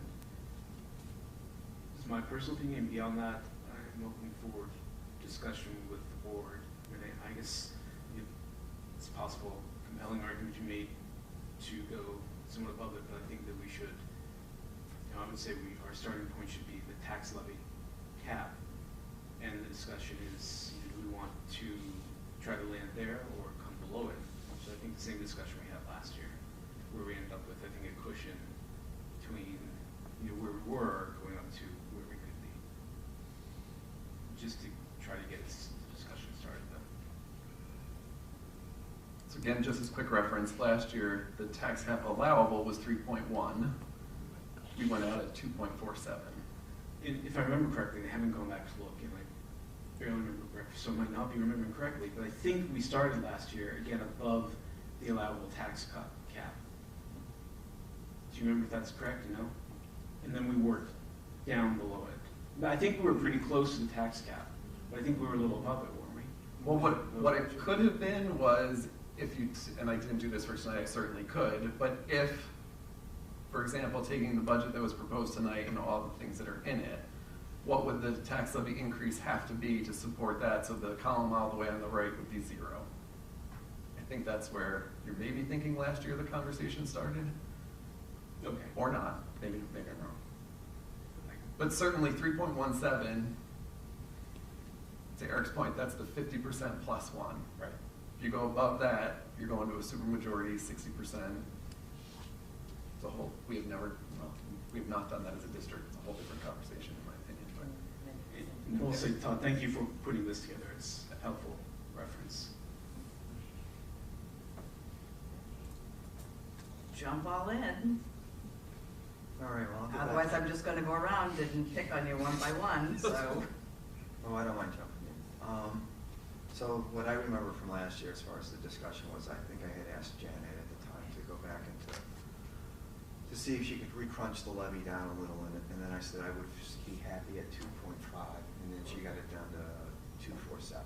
So, and again, the numbers were bigger, and they had to tighten their belt, and they rearranged things, and some of the costs were moved from one bucket to another and pushed out, and it all worked out. Black magic. Where I am today is the 317% at the top there is, that would be a real hard swallow for me. I hear, that's what the number looks like, and you still have to tighten your belt a lot, but I think the population around here as far as taxes, and I think we're faring better than others in other districts, but my first dart is I'd like to see 2.7, and I'll let others decide what is appropriate, but I think if we're tightening to get down to, 300,000 out of it, a little bit more would be an easier swallow. And if it can't happen, then we'll just have to figure out how far it's going to creep back up towards the 3. Jim? You did go on. Anyway. You looked like you were getting ready to speak, so. Okay. I agree with Eric, and I remember about last year. I recall there were some variables that we didn't have the exact numbers because we kind of swagged some numbers right now. I think we should personally try to, due to the environment, try to target that to 2.5 again. And then as of last year, we wanted to see what we would lose or how we had to shift. And then we could knowledgeably figure out from that point what the cushion would be. But I think the target should be lower, around 2.5, and then we can maybe shift up if necessary based on what we're going to lose. That's my approach. Jay, you're in the middle.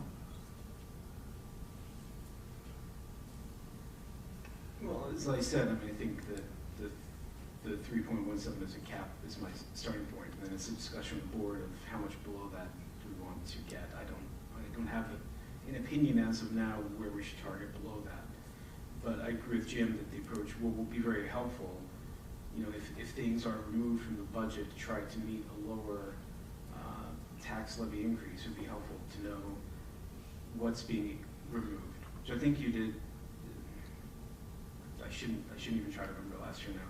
It would be helpful to have you, bucket out, say, if we get, say, 2.7, based on how you prioritize those removals, here's what it would look like. And then if we go further to 2.5, with, that's what Jim is requesting, then here's what the additional things we removed are, so that we can understand not just what the number is, but what it actually mean in terms of, void investment, missed opportunities, potential impact to, hopefully we know without impact programming, but we need to understand that. Kelly, I'm gonna call on you first. You're Dave, you, all right. I should Go get, for it, I Dave. should get it, it's my first year, give you You a don't chance get to- it, no, All right, sorry. go for it, Dave. I got a question for Todd first.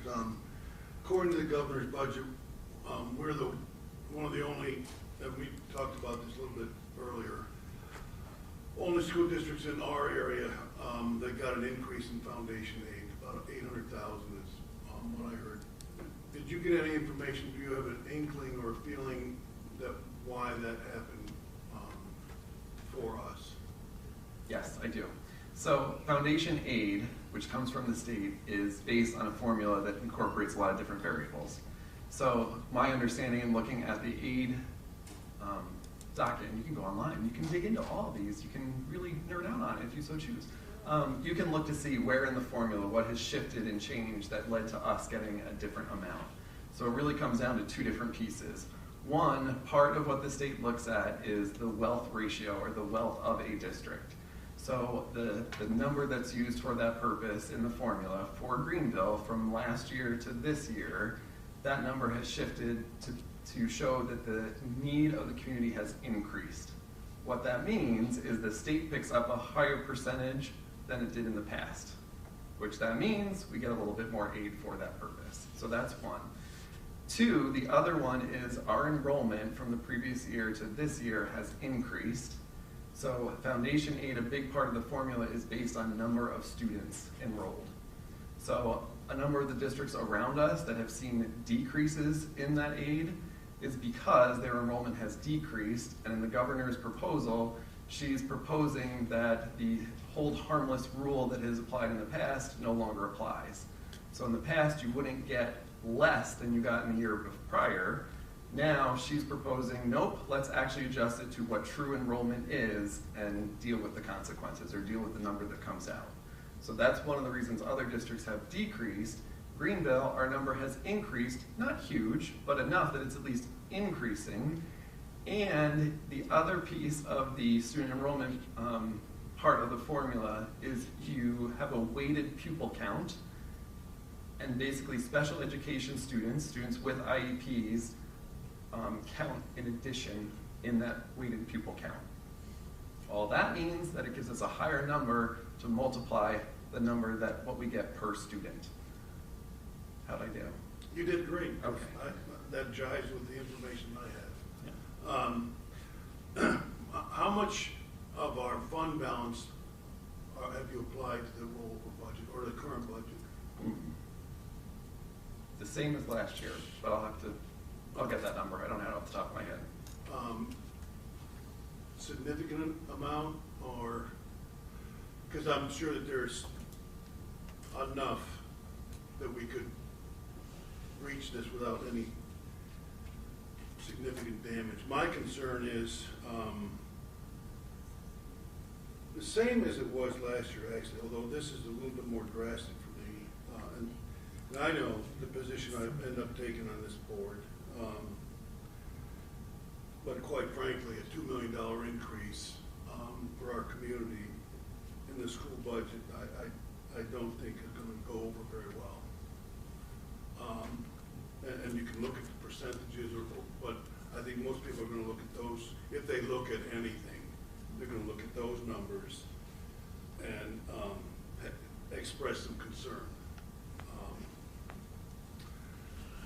Having said that, to look at all the things that were presented so far, and including tonight, all, to me, valuable pieces of information. You know, on your graph that you're showing, to go from top to bottom, you're not talking about a lot of money on the right-hand column, difference-wise, not total amount. So if Jim is suggesting we, you know, my other question actually is, maybe you can answer this. I definitely can answer this, Todd. Is what percentage of the budget is our taxpayer funding now? It's over 60%. I can pull it up. I don't have it right off the top of my head. Foundation aid is like 54, so then 46? It's somewhere around there. About If 46. you keep talking, I'll find it for you. No, it's just, I don't mind silence.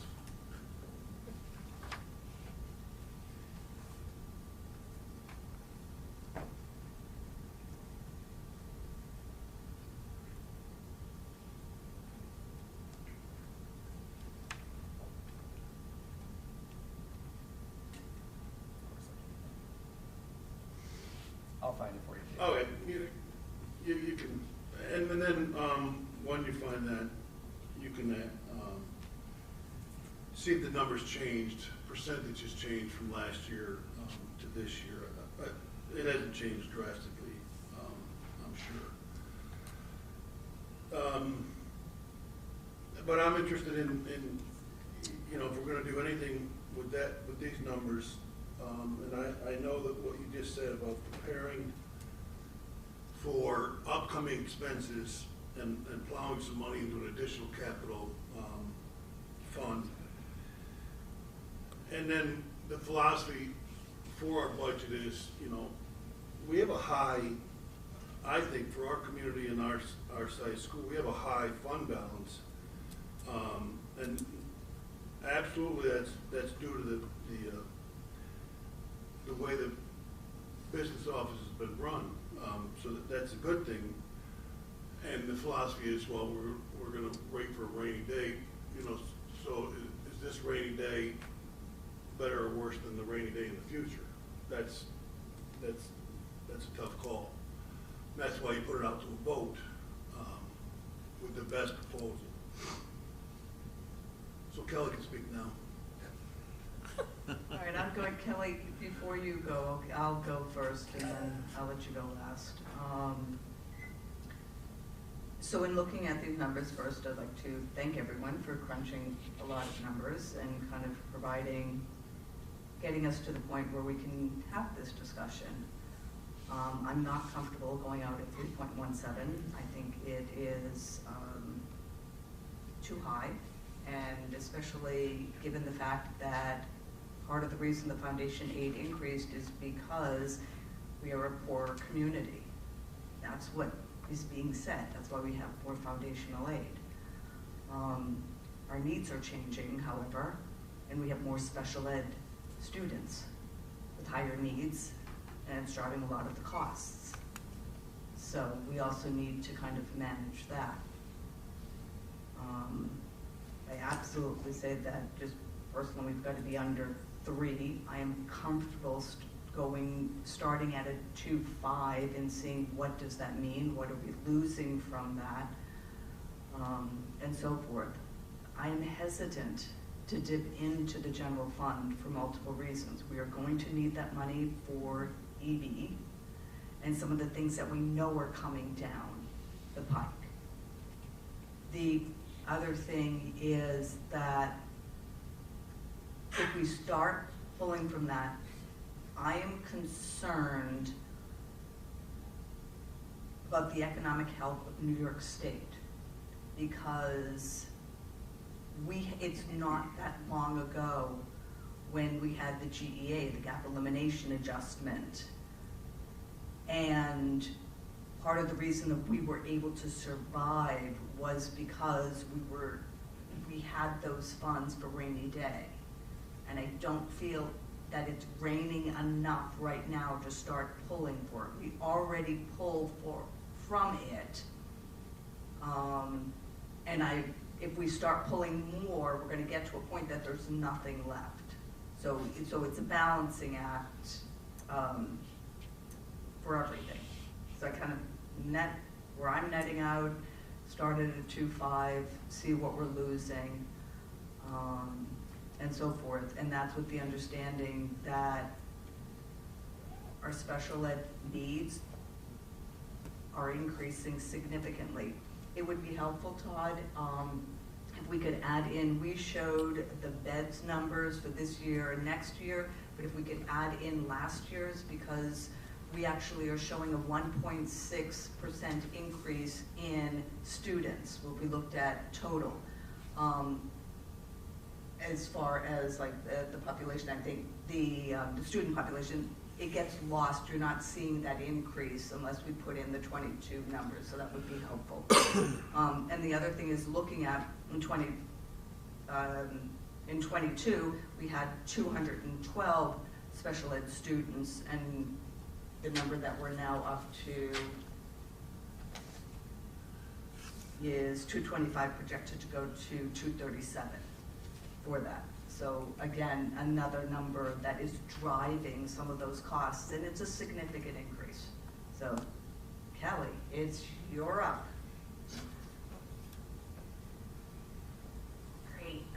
So, question before I say anything else. Todd, you mentioned on the foundation aid, were you able to clarify, is it just the IEP or is it the 504s as well?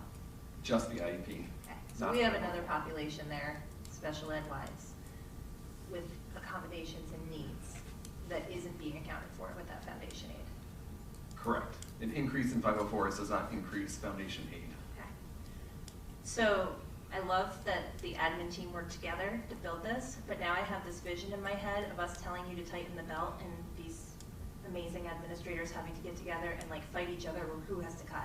That bothers me. Now, I do not want to be at 3.17%. I'm not a number person. Like those are big numbers to me. It's my first year doing this.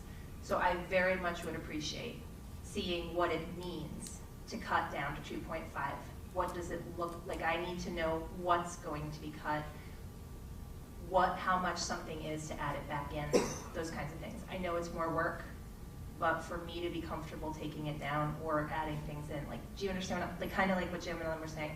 I need the things, not just the numbers.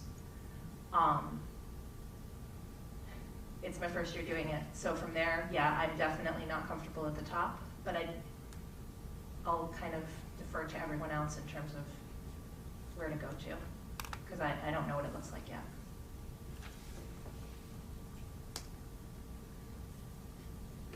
If I mean, the difference between the 3.17 and the 2.5 is 122,240.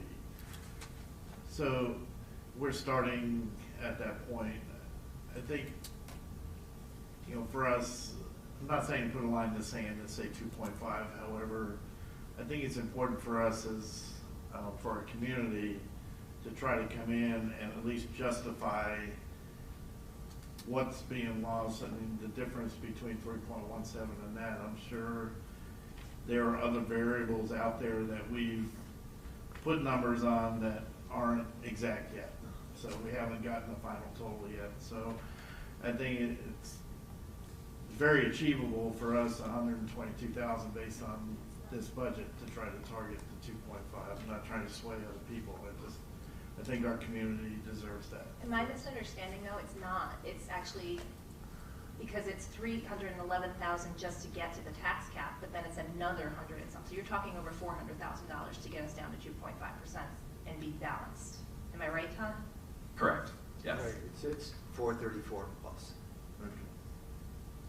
Okay, so, but I still believe that we can, if we had, I would say, solid numbers on everything right now, I think as we move forward, that's what happened last year. We were able to consolidate numbers, and there was money available that we weren't sure. I think I like the idea to at least figure out what exactly we would have to lose and then prioritize that. We can certainly work on that. I do have one more question. The 2.4 and the 2.5%, are they actually the same amounts there on the slide? Yes, they are. They are, yeah. So one of them's wrong. Okay. It could very well be me, so don't. No, the You're both lines are right. the same. That's not bad.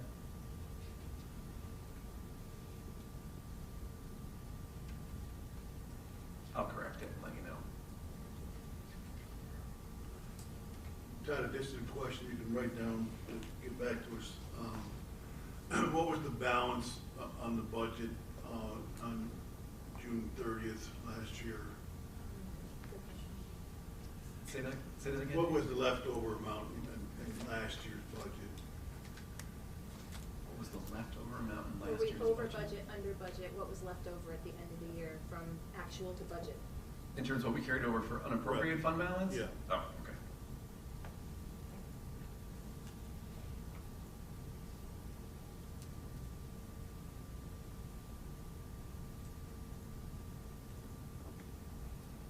So, let's see, I can update this quick.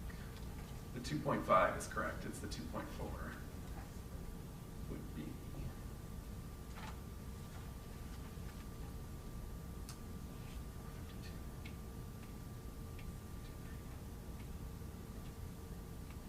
column is monthly.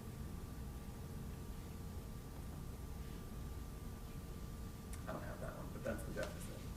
But I'll update it. My apologies.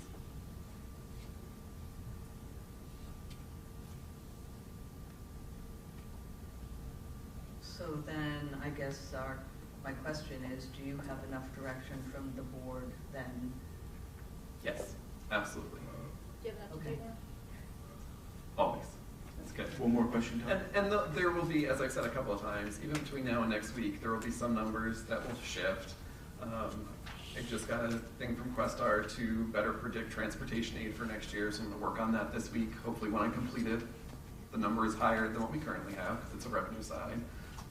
So we'll continue to work on that, but also take into consideration the board's request of, okay, if we were to go down to 2.5, this is what the pieces are that would have to come out of the budget, and this is what we would propose to make that happen as an admin team. Yes. Do you have another question, Jay? Yes, thanks. When you mentioned earlier that you'd like to put some money into, I think, the capital reserve fund, planning for DVs, did you say that you wanted, that would be incremental to the budget, or I thought you said take some leftover money? So if we get to the end of this year, budget or actual, there's surplus. Correct. You want to take some or all that into the reserve fund, right? Correct. Great. And that's been common practice at Greenville, to build up capital reserves for the purpose of being able to enhance the projects that we do. Great. So the other piece that I mentioned, our current capital reserve had a cap of $2 million. We met that cap and have actually dipped into that reserve for the purpose of the project that is starting this year. So we would have to create another reserve. So that requires voter approval, just to, basically the voters are approving the creation of a savings account that we could put money into specifically for the purpose of capital work. So yes, the idea would be if we had end of year funds this year, we'd have to first create the fund, then if we had the funds to put into it, we would do so. And just as a reminder, that was part of the reason that we were able to keep the capital project at a zero tax impact. So it does benefit the taxpayers when we do that. Okay. Yep, correct. So then, if everyone is okay, I'm going to move us on to the agenda. Are we good? Nod, acknowledge, okay. You're very welcome. Thank you all. Thanks for the questions.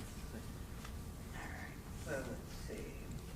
Then I'm going to move us to action items. And the first one is I need a motion to approve the personnel agenda, please. Kelly and Eric? Any discussion? Yeah, I have a question on that.